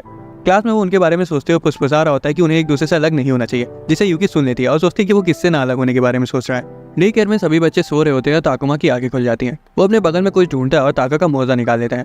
उसका मोजा पकड़े हुए उसे काजुमा की याद आने लगती है और वो उसे ढूंढने लगता है। ताका धोखे से कोतारो को पैर मार देता है और वो जाग जाता है। वो उठता है और देखता है कि ताकुमा बाहर जा रहा है।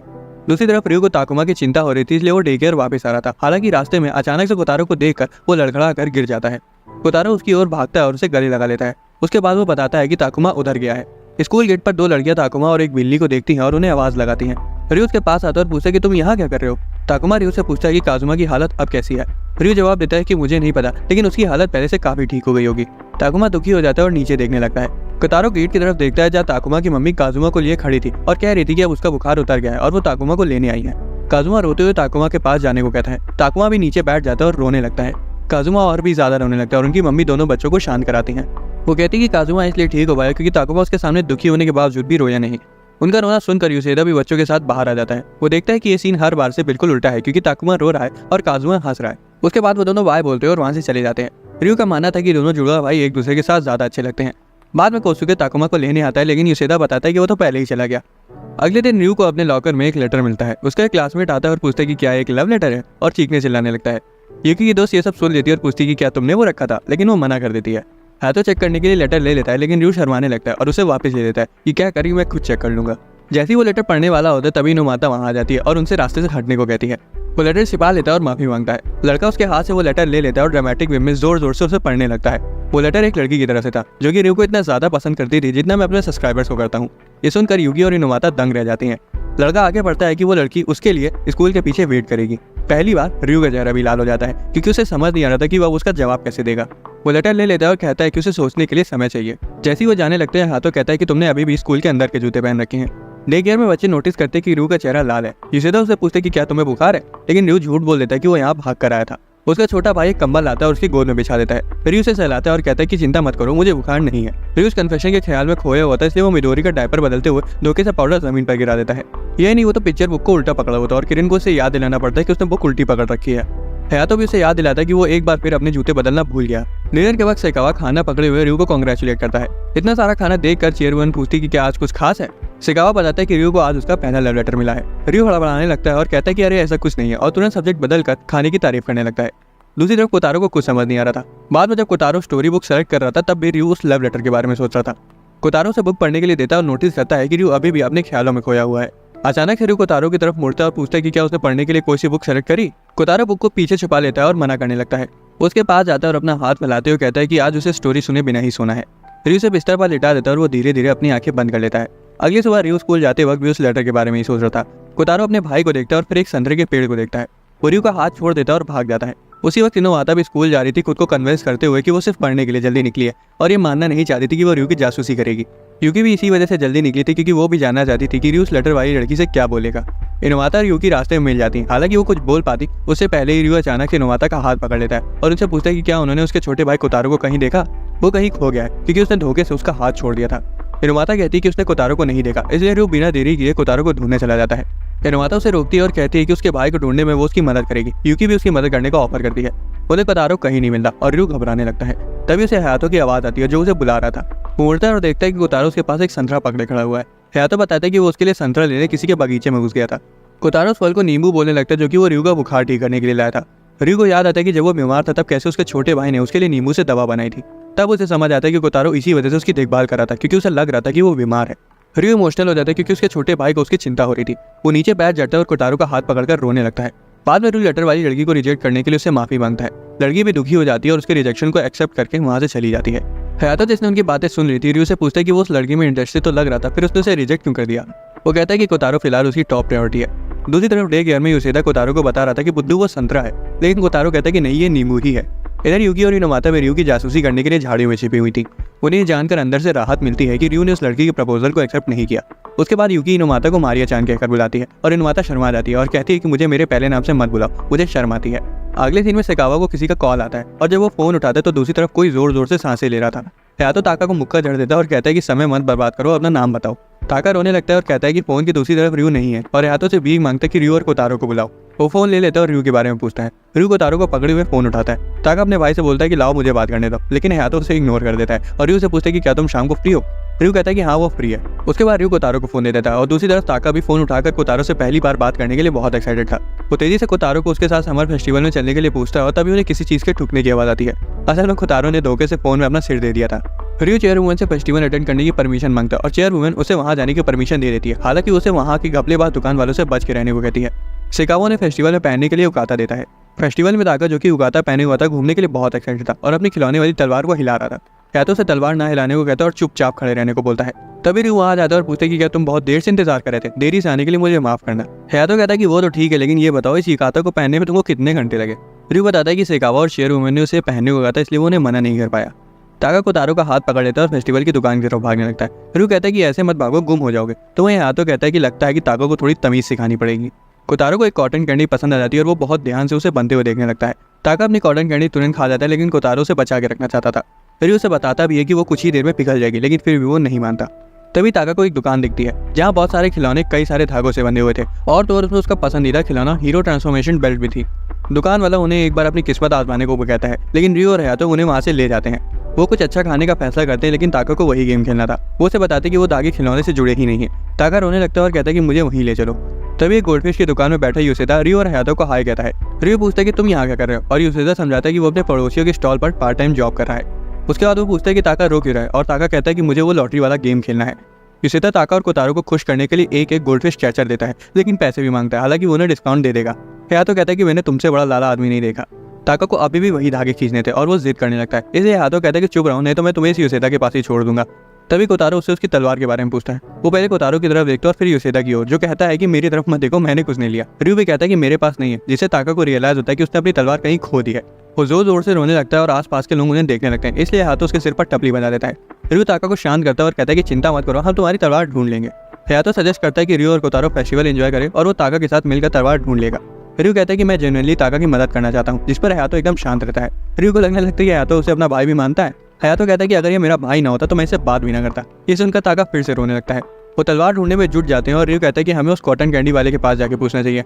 ताका अभी भी रोए जा रहा था और दुकान वाला उनसे लॉस्ट एंड फाउंड स्टॉल में जाकर चेक करने को कहता है। लॉस्ट एंड फाउंड स्टॉल में उन्हें यागी मिलता है, जिसे कई सारी लड़कियों ने घेर रखा था। रियो यागी को ताका की खोई हुई तलवार के बारे में बताता है। यागी ताका को रोते हुए देखता है, जिससे उसकी नाक से खून आने लगता है। रियो को उसकी चिंता होने लगती है, लेकिन यागी का दोस्त नेज़ु कहता है कि चिंता करने की कोई जरूरत नहीं, यागी के साथ यह हमेशा होता है। उन्हें तलवार के लिए बॉक्स को चेक करने को कहता है। हालांकि उसमें भी उन्हें उसकी तलवार नहीं मिलती। ताका बहुत दुखी हो जाता है कि उसकी तलवार खो गई। हयातो कहता है कि वो काफी देर से उसकी तलवार ढूंढ रहे हैं और अब उन्हें रुक जाना चाहिए। ताका हारी मानने से मना कर देता है, इसलिए हयातो कहता है कि जाओ जाके खुद ढूंढ लो। रियो दखल देते हुए कहता है कि तुम्हें अपने छोटे भाई के साथ इतनी सख्ती से पेश नहीं आना चाहिए, लेकिन हयातो कहता है कि तुम चुप रहो। वो ताका को दो चॉइसेस देता है, या तो वो खुद से तलवार ढूंढ ले या फिर उसके साथ लॉटरी वाला गेम खेले। हयातो से रियो को उसकी तलवार ढूंढने में मदद करने के लिए शुक्रिया कहने को भी याद दिलाता है। ताका आखिरी बार अपनी तलवार को अलविदा कहकर हारी मान लेता है। उसके बाद वो लॉटरी वाला गेम खेलने जाते हैं। ताका सोचता है कि उसे कौन सा धागा खींचना चाहिए और हयातो कहता है कि जो भी धागा खींचते हैं जल्दी खींचो। रियो कहता है कि जल्दीबाजी मत करो, उसको अपना समय लेने दो। अचानक से कोतारो एक धागा खींच लेता है और ताका की तलवार उससे निकल आती है। वो अपनी तलवार वापस पाकर फूला नहीं समा रहा था।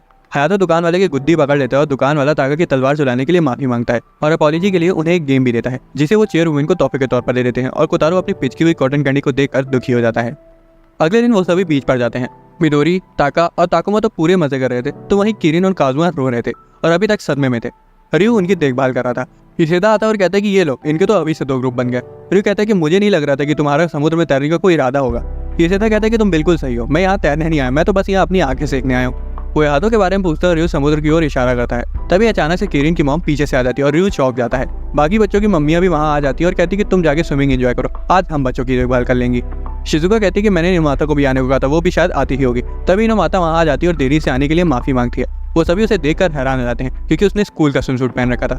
यूसेदा कहता है कि ये नॉटी गर्ल स्कूल का स्विमसूट पहन कर आ गई और शिजुका कहती है कि तुम अपने काम से मतलब रखो।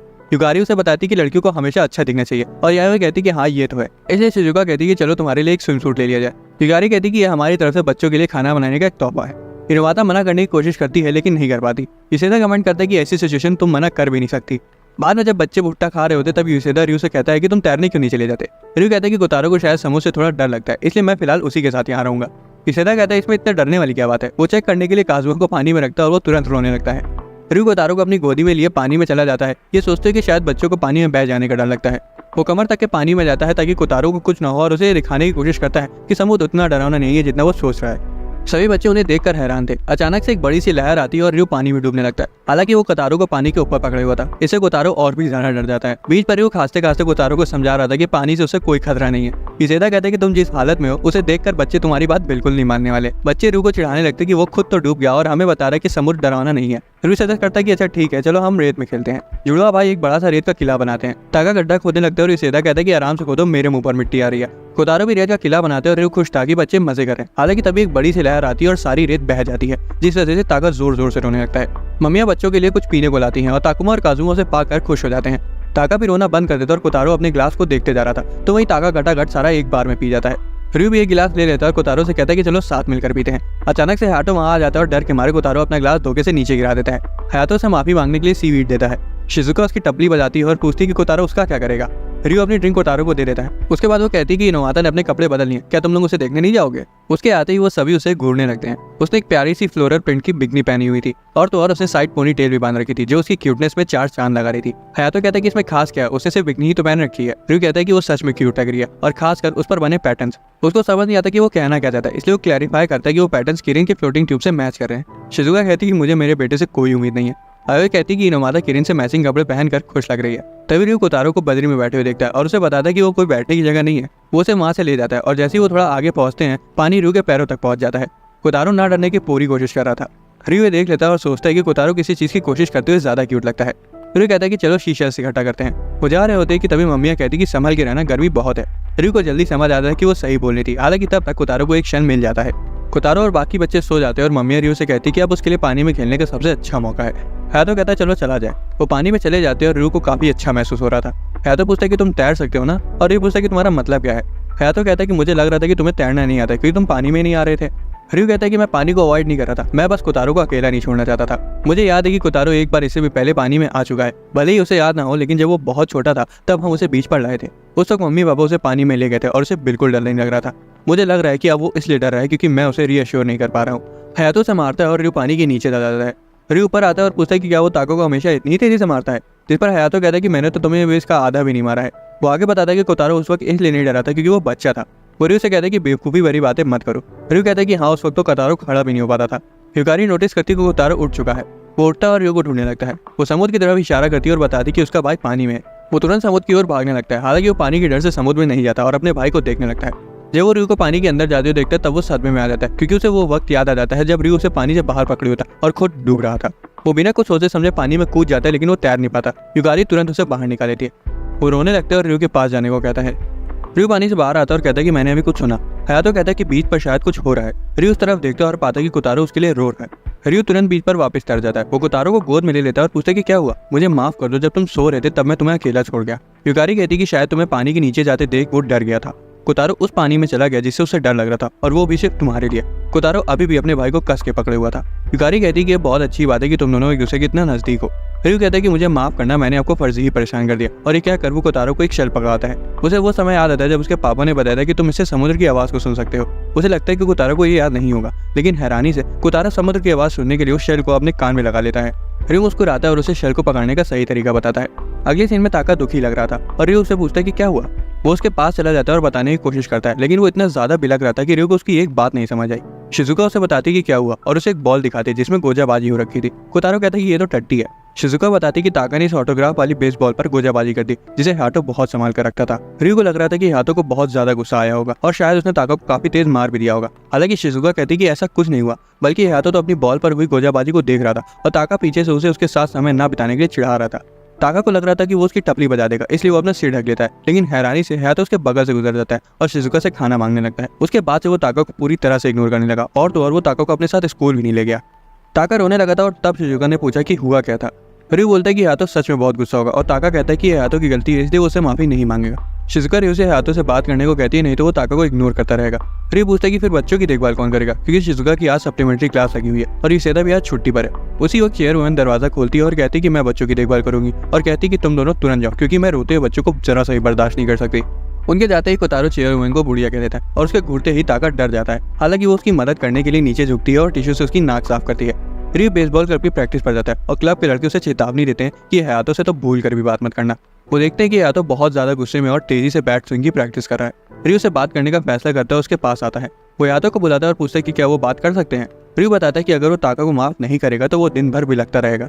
उसके बाद वो आगे बताता है कि कोतारो ने भी मेरा कई सारा सामान बर्बाद किया है। मैं समझ सकता हूँ तुम्हें उससे बात करने का जरा सा भी मन नहीं कर रहा होगा। उसे वो वक्त याद आता है जब कोतारो ने उसके पूरे होमवर्क पर गोजाबाजी कर दी थी। दूसरी बात, उसे उसके तीलियों के किले को तोड़ डाला था, जिसको उसे फिर से बनाने में 2 हफ्ते लग गए थे। उसने तो उस फोन को भी टॉयलेट में गिरा दिया था जिसमें उसके मम्मी पापा के आखिरी ईमेल्स थे।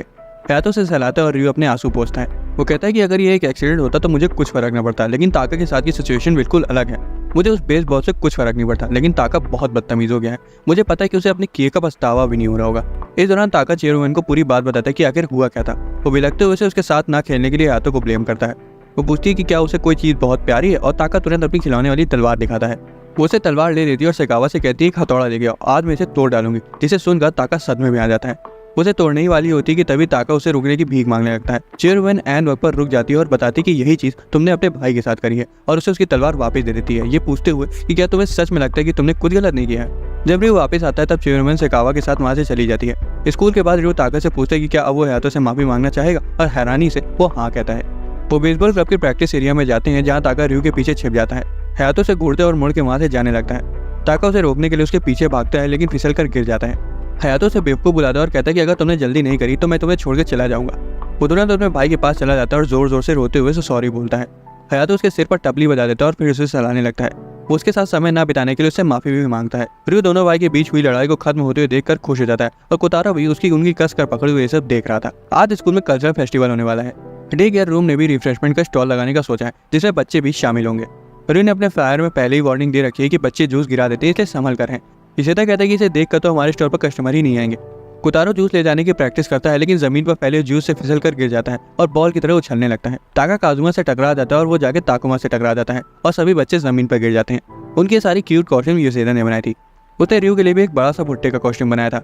जैसे रियो कॉस्ट्यूम पहन लेता है तभी यूसेदा बताता है कि आज बच्चों के पापा भी आ रहे हैं। किरिन कहती है कि आज मेरे पापा भी आ रहे हैं। तभी अचानक से किरिन की मम्मी रियो के पीछे आ जाती है और रियो डर के मारे जमीन पर गिर जाता है और कहता है कि मैं हिल नहीं पा रहा हूँ।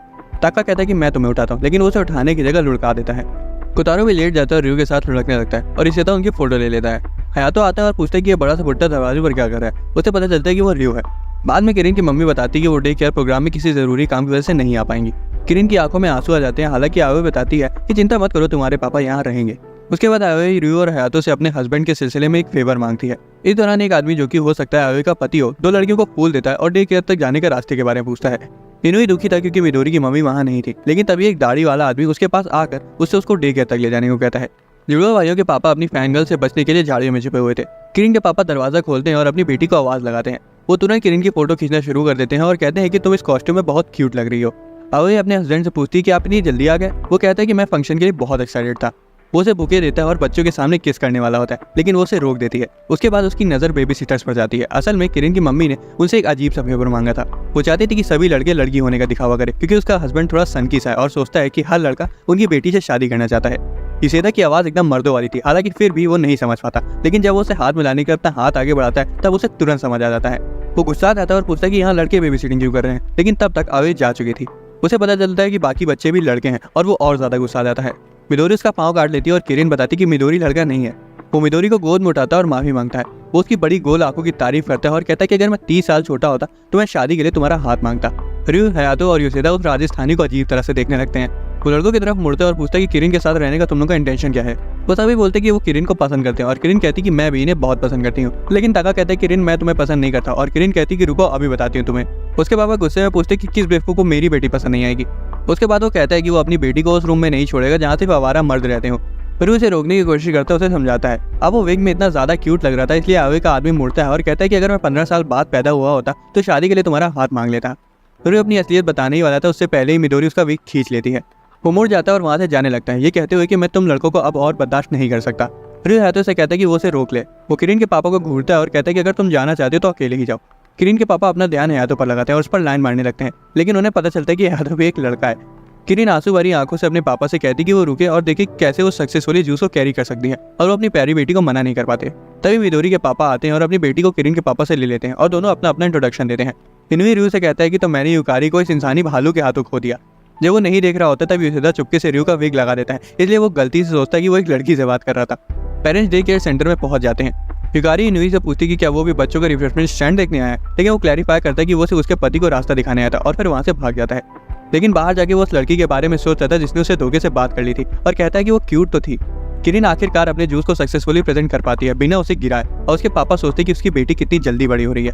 वो इमोशनल हो जाते हैं और उसकी शादी के बारे में सोचते हुए परेशान होने लगते हैं कि किसी दिन उसकी बेटी को कोई छपरी ले जाएगा, जिससे उसकी आंखों में आंसू आ जाता है। दूसरे डैड्स भी रोने लगते हैं। रू कमेंट करता है कि अभी शादी के बारे में सोचने में बहुत जल्दी है। तभी किरण कहती है अब कोतारो की बारी है। उसके पापा गुस्से में पूछते कि कोतारो कौन है। कोतारो जूस लेकर रू के पास आता है और रू सोचता है कि कोतारो भी कितनी जल्दी बड़ा हो रहा है। वो थोड़ा जूस गिरा देता है, लेकिन फिर भी आखिर में वो जूस डिलीवर कर देता है। सेगावा अचानक से आता है और रू को डरा कर कोतारो की तारीफ करता है और बताता है कि चेयर वुमेन नहीं आ सकती क्योंकि उनसे कोई मिलने आया है। ये सुनकर कोतारो थोड़ा निराश हो जाता है। सेगावा कहता है कि मैंने देखा था कि चेयर वुमेन को भी यहाँ ना आने का पछतावा हो रहा था। किरण के पापा सजेस्ट करते कि आज का दिन याद रखने के लिए चलो तस्वीरें ली जाए, और किरण कमेंट करती कि मेरे पापा बहुत अच्छी पिक्चर्स लेते हैं। मॉम अपने बच्चों के साथ खेल रही थी, इसलिए किरण के डैड कहते हैं सब यहाँ देखो मैं फोटो ले रहा हूँ। ताका जो कोतारो के साथ था कहता है कि मैं उस तरफ नहीं देखने वाला। दोनों ट्विंस कहते हैं कि हम तो उस तरफ देखेंगे। मिडोरी जोर से रो रही थी और किरण एक क्यूट सी स्माइल देती है। किरण के डैड कहते हैं चीज और फिर एक फोटो ले लेते हैं।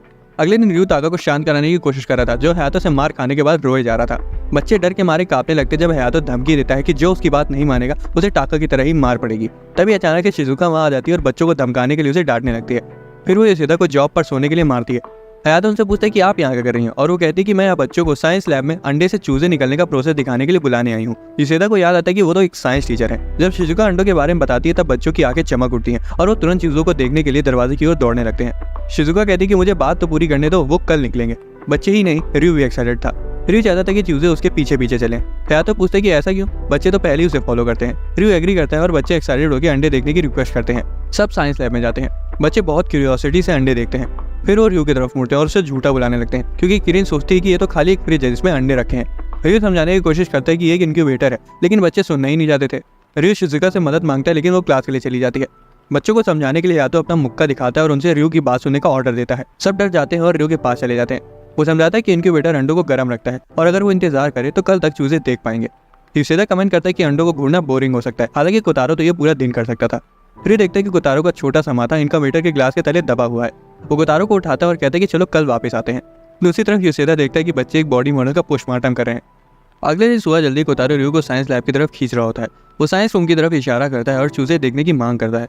शिजुका कहती है कि स्टूडेंट जिन्हें चीजें सीखने में दिलचस्पी होती है उनका सीखने के लिए हमेशा स्वागत है। वो टाइम पे पहुंच जाते हैं क्योंकि चूजे निकलने ही वाले थे। र्यू और कोतारो बहुत ध्यान से चूजे निकलते हुए देखते हैं। शिजुका उन्हें देखकर मुस्कुराती है क्योंकि र्यू भी चूजे देखकर एक्साइटेड हो जाता है। वो कहती है कि ये दोनों बहुत क्यूट है, मेरे अपने बेटे जैसे नहीं जो इस वक्त भी सो रहे हैं। 1 घंटे बाद तक शिजुका सो जाती है और र्यू भी झपकियां ले रहा होता है, लेकिन कोतारो इनक्यूबेटर से सट कर चूजों को देख रहा होता है। वो देखता है कि एक चूजे ने अपना पंख बाहर निकाल लिया है। र्यू उठ जाता है और देखता है कि कोतारो उसे इतना ध्यान से देख रहा है जिससे उसके माथे से धुआं आ रहा है। र्यू अपनी हंसी रोकता है जब वो कोतारो को चूजे के साथ स्ट्रगल करते हुए देखता है। चूजा आखिरकार अपने शेल से निकल आता है और कोतारो इसके बारे में अपने भाई को बताता है, लेकिन जैसे ही वो चूजे की तरफ देखता है वो गिर जाता है। शिजुका समझाती है कि शेल से निकलने की मेहनत के बाद वो आराम कर रहा है। कोतारो अपने भाई को गले लगा लेता है। र्यू को भी वो वक्त याद आ जाता है जब उसका छोटा भाई पैदा हुआ था। वो कोतारो को उठा लेता है और कहता है कि चलो सबको बताते हैं। बाद में चूजों ने कोतारो को अपनी माँ समझ लेता है और अब वो उसके पीछे पीछे चल रहे होते हैं। बच्चे देखकर हैरान हो जाते हैं कि चूजे उसके पीछे चल रहे हैं। ताका जलने लगता है और कहता है कि ये तो नाइंसाफी है कि कोतारो को सब मिल गया। वो एक चूजे को पकड़ने की कोशिश करता है और चूजे इधर उधर भाग जाते हैं। बच्चे उन्हें पकड़ने के लिए दौड़ पड़ते हैं। र्यू योशिदा से कहता है कि वो चूजे को पकड़ने में उसकी मदद करे। तभी एक चूजा विंडो की तरफ भाग जाता है जहाँ एक बिल्ली छिपी होती है।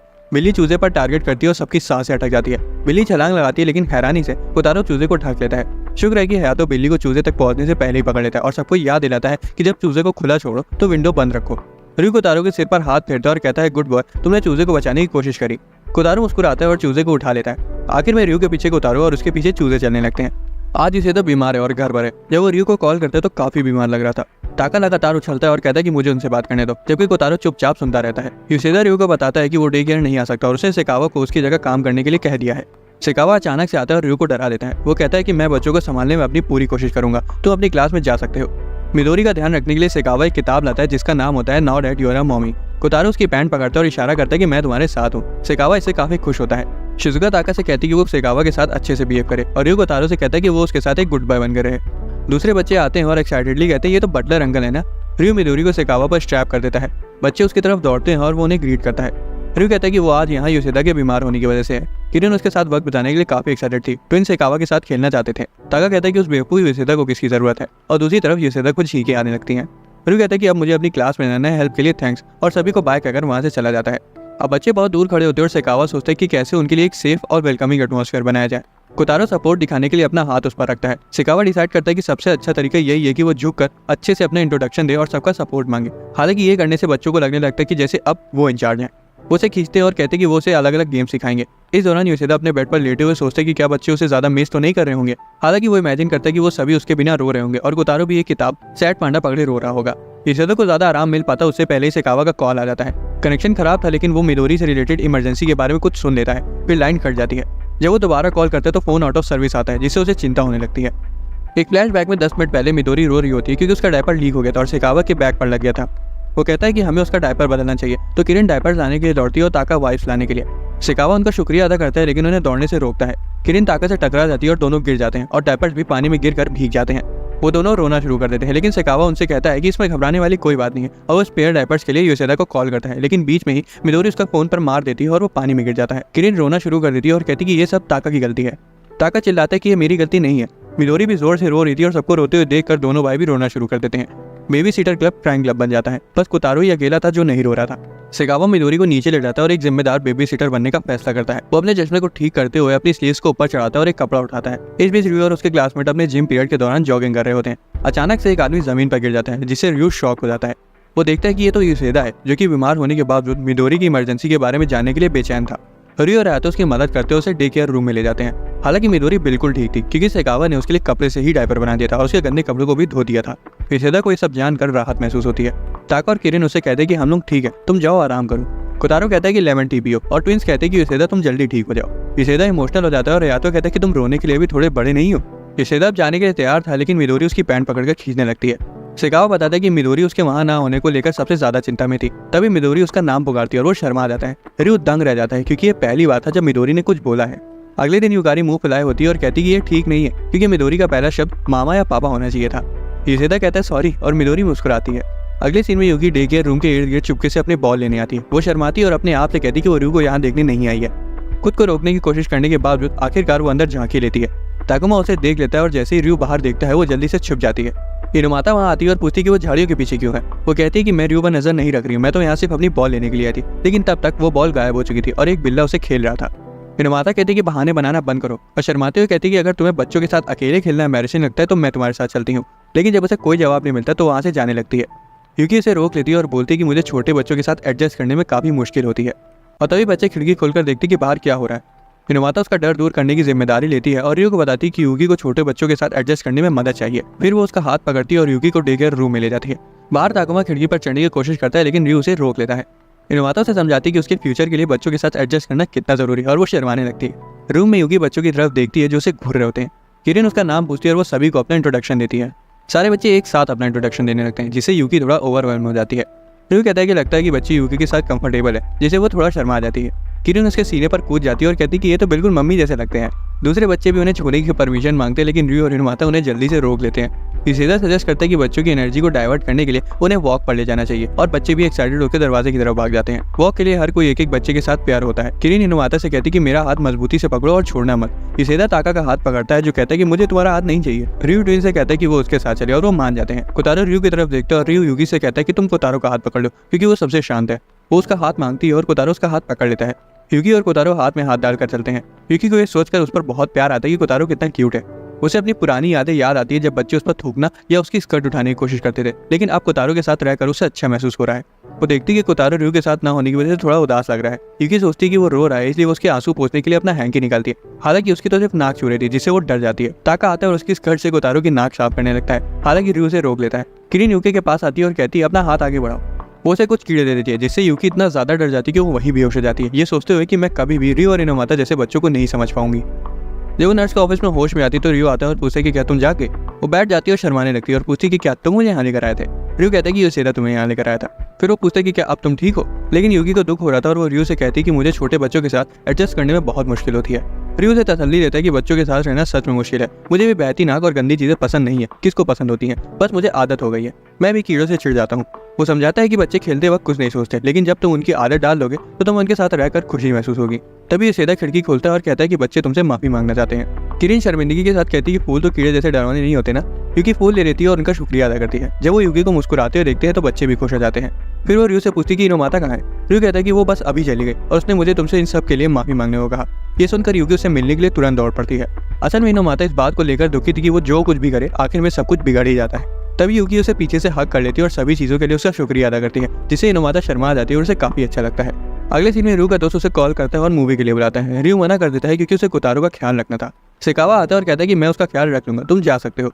जब रयू जाने लगता है तो वो अपने छोटे भाई का ख्याल रखने के लिए शिकावा का शुक्रिया अदा करता है और कोतारो से कहता है कि मैं बाहर जा रहा हूँ, तुम अच्छी तरह से रहना। कोतारो से लड़ाकर हाँ कहता है। शिकावा रयू को यकीन दिलाता है कि मैं अपनी जान देकर भी कोतारो की रक्षा करूंगा। रयू के जाने के बाद कोतारो को उसके बिना उदासी महसूस होती है, तो शिकावा उससे पूछते कि क्या मैं तुम्हें स्नैक्स ला के दूं, लेकिन कोतारो से लड़ाकर मना कर देता है। शिकावा की स्नैक्स स्ट्रेटेजी से उसका मूड ठीक नहीं होता, इसलिए वो उसके साथ खेलने के बारे में सोचता है। वो एक बिल्ली जैसे फूल के पौधे को फूलदान से उठा लेता है और कोतारो के सामने हिलाता है और वो तुरंत खुश हो जाता है। उसे लगातार हिलाता है और कोतारो एक्साइटमेंट से शर्मा जाता है। वो पौधा उठाता है और कोतारो उसे तुरंत पकड़ लेता है। इस दौरान रयू अपने दोस्तों से मिलता है। हयातो भी वहाँ आता है और उसके चेहरे पर कांटे का निशान लगा होता है। रयू से पूछता है कि तुम्हें क्या हुआ। हयातो समझाता है कि मेरे भाई ने मुझे काटा तो मैंने उसे इसके लिए मारा भी। अब जो मूवी वो लोग देख रहे थे उसमें एक लड़की के पास डरावने ज़ॉम्बीज आते हैं जो चिल्लाती है और दौड़ने लगती है। रयू अपने दोस्तों के साथ उस डरावने सीन को देखता है। हालांकि रयू और हयातो को छोड़कर बाकी सभी बहुत डर जाते हैं। हवेली में शिकावा रयू की तस्वीर को एक बॉल पर बनाता है और उसे फेंकता है। कोतारो उस बॉल को पकड़ने के लिए दौड़ता है, लेकिन जब वो उसे पकड़ने की कोशिश करता है तो वो गलती से उसे दूर ढकेल देता है और उसके पीछे हवेली के चारों तरफ भागने लगता है। कोतारो एक कोने पर जाता है और शिकावा कहता है कि ज्यादा दूर मत जाना। वो एक रूम में पहुंचता है जिसमें एक बड़ी सी विंडो होती है जो कि खुली थी। हवा पर्दे को हिलाती है और टेबल पर रखी किताब के पन्ने पलटने लगते हैं। वो उससे कहता है कि ये लाइब्रेरी चेयरमैन के स्वर्गीय बेटे और उसकी पत्नी की है। उसे एक पल याद आता है जब चेयरमैन के बेटे ने उससे कहा था, इधर आओ शिकावा, मैं तुम्हारे लिए एक मजेदार चुटकुले की किताब पढ़ता हूँ। मैं मरने से पहले तुम्हें सिर्फ एक बार हंसते हुए देखना चाहता हूँ। वो याद करता है जब चेयरमैन ने उसे कहा था कि लाइब्रेरी साफ करना बंद करो, अब इसे कोई यूज नहीं करेगा। लेकिन बाद में उसने देखा था कि वो उन दोनों लोगों के लिए लाइब्रेरी खुद से साफ करी है जो कभी वापस नहीं आने वाले। वो टेबल पर रखी किताब उठाता है और कोतारो से किताब देता है। शिकावा से पूछते कि क्या तुम चाहते हो मैं इसे पढ़ूं, और कोतारो सिर हिलाकर हाँ कहता है।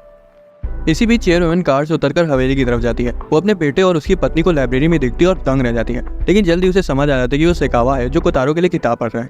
शाम को रयू अपने दोस्तों को अलविदा कहता है और घर की तरफ दौड़ जाता है।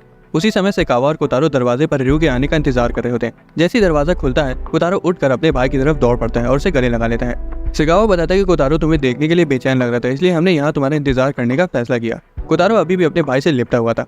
रयू कोतारो का ख्याल रखने के लिए उसका शुक्रिया अदा करता है और अपनी पॉकेट से शिकावा के लिए एक ज़ॉम्बी की चेन निकालता है। रयू सोचता है कि शिकावा को वो पसंद नहीं आएगा, लेकिन वो तो उसे खुशी खुशी ले लेता है। वो रयू से कहता है कि तुम दोनों की वजह से मेरा दिन बहुत अच्छा गुजरा। तभी चेयरवुमन आती है और शिकावा को डिनर की तैयारी करने को कहती है, और जैसे ही वो जाता है वो रयू से उसकी मदद करने को कहती है। बाद में रयू शिकावा से पूछते हैं कि तुमने कोतारो के साथ कौन कौन से गेम्स खेले। वो गेटल को लाता है और कहता है कि हमने ऐसे ही स्टैंडर्ड्स गेम खेले, और कोतारो रयू को अपनी बॉल दिखाता है। दिसंबर शुरू हो जाता है और शहर पूरी तरह से क्रिसमस मोड में शिफ्ट हो गया था। कोतारो सेंटा क्लॉज को हर जगह देखकर उससे ऑब्सेस्ड हो जाता है। जब भी वो रास्ते में किसी सेंटा को देखता है तो रुक जाता है। कोतारो सेंटा के कॉस्ट्यूम पहने एक आदमी को घूरता है और वो आदमी घबरा जाता है। कोतारो एक आदमी को देखता है जो अपने कुत्ते के साथ चल रहा था और गलती से उसे सेंटा समझ लेता है। डे केयर पहुंचते ही रयू थकावट के मारे गिर जाता है। वो यूसेदा को सब कुछ बताता है और यूसेदा कहता है कि इसीलिए ही तुम यहाँ लेट पहुंचे। कोतारो एक गैम्बलिंग फायर को देखता है और यूसेदा कहता है कि तुम अभी इसके लिए बहुत छोटे हो। रयू कहता है कि मुझे लग रहा है कि वो इस पर बने सेंटा को देखा है। ताका वहाँ आता है और कहता है कि मैंने टॉय सेक्शन एरिया में एक बहुत कूल सेंटा से मुलाकात करी। तभी यूसेदा उसका मजाक उड़ाते हुए कहता है कि सेंटा सिर्फ अच्छे बच्चों के पास आते हैं, लेकिन तुम तो बैड बॉय हो। ताका के आंसू निकल आते हैं और वो कहता है कि मैं तो अच्छा लड़का हूँ। यूसेदा कहता है लेकिन तुम अपना ब्रोकली कभी नहीं खाते। वो जवाब देता है लेकिन मुझे ब्रोकली पसंद नहीं है, और यूसेदा कहता है इसीलिए तो सेंटा तुम्हारे पास नहीं आएंगे। ताका कहता है अच्छा मैं ब्रोकली खाऊंगा, लेकिन इससे पहले कि वो जवाब दे पाते हयातो यूसेदा को मार देता है, उस पर यह इल्जाम लगाते हुए कि उसने जानबूझकर उसके भाई को डराया। ताका फिर अपने भाई से पूछता है क्या सेंटा हमारे घर आएंगे। हयातो सच बताने ही वाला होता है कि असल में सेंटा नहीं होते, लेकिन रयू उसे रोक देता है और कहता है कि उसका सपना मत तोड़ो। कोतारो ताका के पास आता है और उसका स्वेटर खींचता है। जब वो पलट कर देखता है तो उसके सिर पर हाथ फेरता है और उसे गुड बाय कहता है। ताका पूछता है कि क्या सेंटा आएगा, और कोतारो सिर हिलाकर हाँ कहता है। 18 दिसंबर को किरण आती है और कहती है कि मैंने सेंटा को अपनी विश बताई, लेकिन ये एक सीक्रेट है। उसके पापा रयू से पूछते कि क्या उसने उसकी क्यूटनेस को नोटिस किया, और उसे चेतावनी देते हुए कहते कि वो गलती से भी उसके प्यार में ना पड़े। अगले दिन यूसेदा जमाई ले रहा होता है और बच्चे खेल रहे होते हैं। तभी वो इनोमाता और यूकी को देखते हैं। 20 दिसंबर को ट्विंस आते हैं और कहते हैं कि हमने सेंटा से कहा है कि वो हमें हमेशा के लिए साथ रखें। कोसुके अपने बच्चों के लिए क्रिसमस गिफ्ट चूज करने के लिए रोते हुए रयू से मदद मांगता है। अगले दिन युकारी अपनी क्यूट सी मिदोरी को पकड़े होती है और कहती है कि मैंने मिदोरी के पापा के लिए एक सेंटा आउटफिट बनाया है। रयू उसे सेंटा कॉस्ट्यूम में इमेजिन करता है और कहता है कि वो बिल्कुल परफेक्ट लगेगा, और मिदोरी मुस्कुराती है। बाद में जब रयू अपने जिम आउटफिट में चेंज कर रहा होता है तब वो भी सेंटा बनने के बारे में सोचता है। उसके फूले हुए पेट को देखकर याजुगावा पूछता है कि रयू क्या करने की कोशिश कर रहा है। रयू घबरा जाता है और कहता है कि वो सेंटा बनने की कोशिश कर रहा है। याजुगावा सोचता है कि वो प्रेग्नेंट होने का नाटक कर रहा है। यूकी जाकर रयू को देखने की कोशिश करती है, हालांकि उसकी दोस्त उसे बताती है कि लड़के चेंज कर रहे हैं, इस वक्त मत देखो। लड़के पूछते हैं कि तुम अपने भाई के लिए सेंटा बनना चाहते हो ना। एक और लड़का इंटरप्ट करता है और कहता है कि क्या सेंटा बनना तुम्हारे पापा का काम नहीं है। उसका दोस्त उसे मारता है और कहता है बेवकूफ, उसके माँ बाप नहीं है, और वो माफी मांगता है। रयू ने बताता है कि वो कोतारो के लिए सेंटा बनना चाहता है क्योंकि वो सेंटा को लेकर बहुत एक्साइटेड है। एक लड़का चीख कर कहता है कि तुम कितने अच्छे बड़े भाई हो। एक और लड़का इमोशनल हो जाता है और वो रियो को सजेस्ट करता है कि वो ऑनलाइन सूट खरीदे, लेकिन उसका स्मार्टफोन काम नहीं कर रहा था। वो सजेस्ट करते हैं कि वो चेयरवुमन से नया मांग ले, लेकिन रियो चेयरवुमन के लिए एक गिफ्ट खरीदना चाहता था। या तो सब कुछ सुन लेता है और जिम स्किप करके चेयरवुमन के ऑफिस चला जाता है। क्रिसमस ईव पर सुंदर क्रिसमस ट्री को देखकर दोनों बहुत एक्साइटेड होते हैं। सेगावा उनके लिए एक शानदार फीस्ट प्रेजेंट करता है। कोतारो खाने के लिए तैयार होता है और रियो कहता है कि ये हम दोनों के लिए ज्यादा नहीं है। सेगावा कहता है चेयरवुमन काम पर है इसलिए वो यहाँ नहीं आ सकती। इससे कोतारो उदास हो जाता है। सेगावा कहता है कि उसको भी काम है इसलिए वो भी यहाँ नहीं रह सकता। इससे कोतारो और ज्यादा उदास हो जाता है। वो उन्हें मैरी क्रिसमस कहता है और चला जाता है। कोतारो रियो की स्लीव पकड़ता है क्योंकि वो दोनों अकेला महसूस कर रहे थे। रियो से तसल्ली देता है कि तुम्हारा भाई अभी भी यहीं है। वो कहता है कि हम खाने के मजे ले सकते हैं और सेंटा भी जल्दी यहाँ आता होगा। ये सुनकर कोतारो एक्साइटेड हो जाता है। फिर वो सेंटा की ड्रेस को याद करता है जो उसके दोस्तों ने उसके लिए अरेंज करी थी। वो कोतारो से कहता है कि मुझे बाथरूम जाना है, लेकिन जैसे ही वो चलता है उसका छोटा भाई उसके पीछे पीछे चलने लगता है।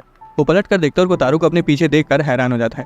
वो सेंटा कॉस्ट्यूम पहनने के लिए बाथरूम के अंदर जाता है, लेकिन जैसे ही वो अंदर बैठता है वो देखता है कि कोतारो पहले से उसके साथ अंदर आ चुका है और रियो के लिए सेंटा कॉस्ट्यूम में बदलना मुश्किल हो जाता है। तभी डोरबेल बजती है और कोतारो की आंखों में चमक आ जाती है और वो कहता है कि सेंटा आ गया। जैसे ही दरवाजा खुलता है वो सभी को देखता है जो उन्हें मैरी क्रिसमस विश करते हैं। रियो शर्मा जाता है और कोतारो की आंखें चमक उठती हैं। चेयरवुमन रियो के पास आती है और उसके सिर पर गिफ्ट थपथपाती है और कहती है कि मुझे ऐसे बच्चे पसंद है जो मैच्योर होने में फेल हो जाते हैं। वो उसे गिफ्ट देती है और वो उसे ले लेता है। सभी लोग खुश होते हैं, बच्चे, माँ बाप और रियो के दोस्त, लेकिन सबसे ज्यादा खुश कोतारो होता है। पता चलता है कि हयातो ने चेयरवुमन को रियो के टूटे हुए फोन के बारे में बता दिया था, इसीलिए उसे चेयरवुमन से नया फोन गिफ्ट में मिला है। सभी 5 से गिनती शुरू करते हैं और वो एक यादगार तस्वीर लेने के लिए रेडी हो जाते हैं। सभी लोग मैरी क्रिसमस विश करते हैं और तस्वीर ले ली जाती है। इसी के साथ हमारा प्यारा सा एनीमे यहाँ खत्म हो जाता है। दोस्तों, अगर आपको एक्सप्लेनेशन पसंद आया तो वीडियो को लाइक और चैनल को सब्सक्राइब कर लेना। मिलते हैं अगली वीडियो में।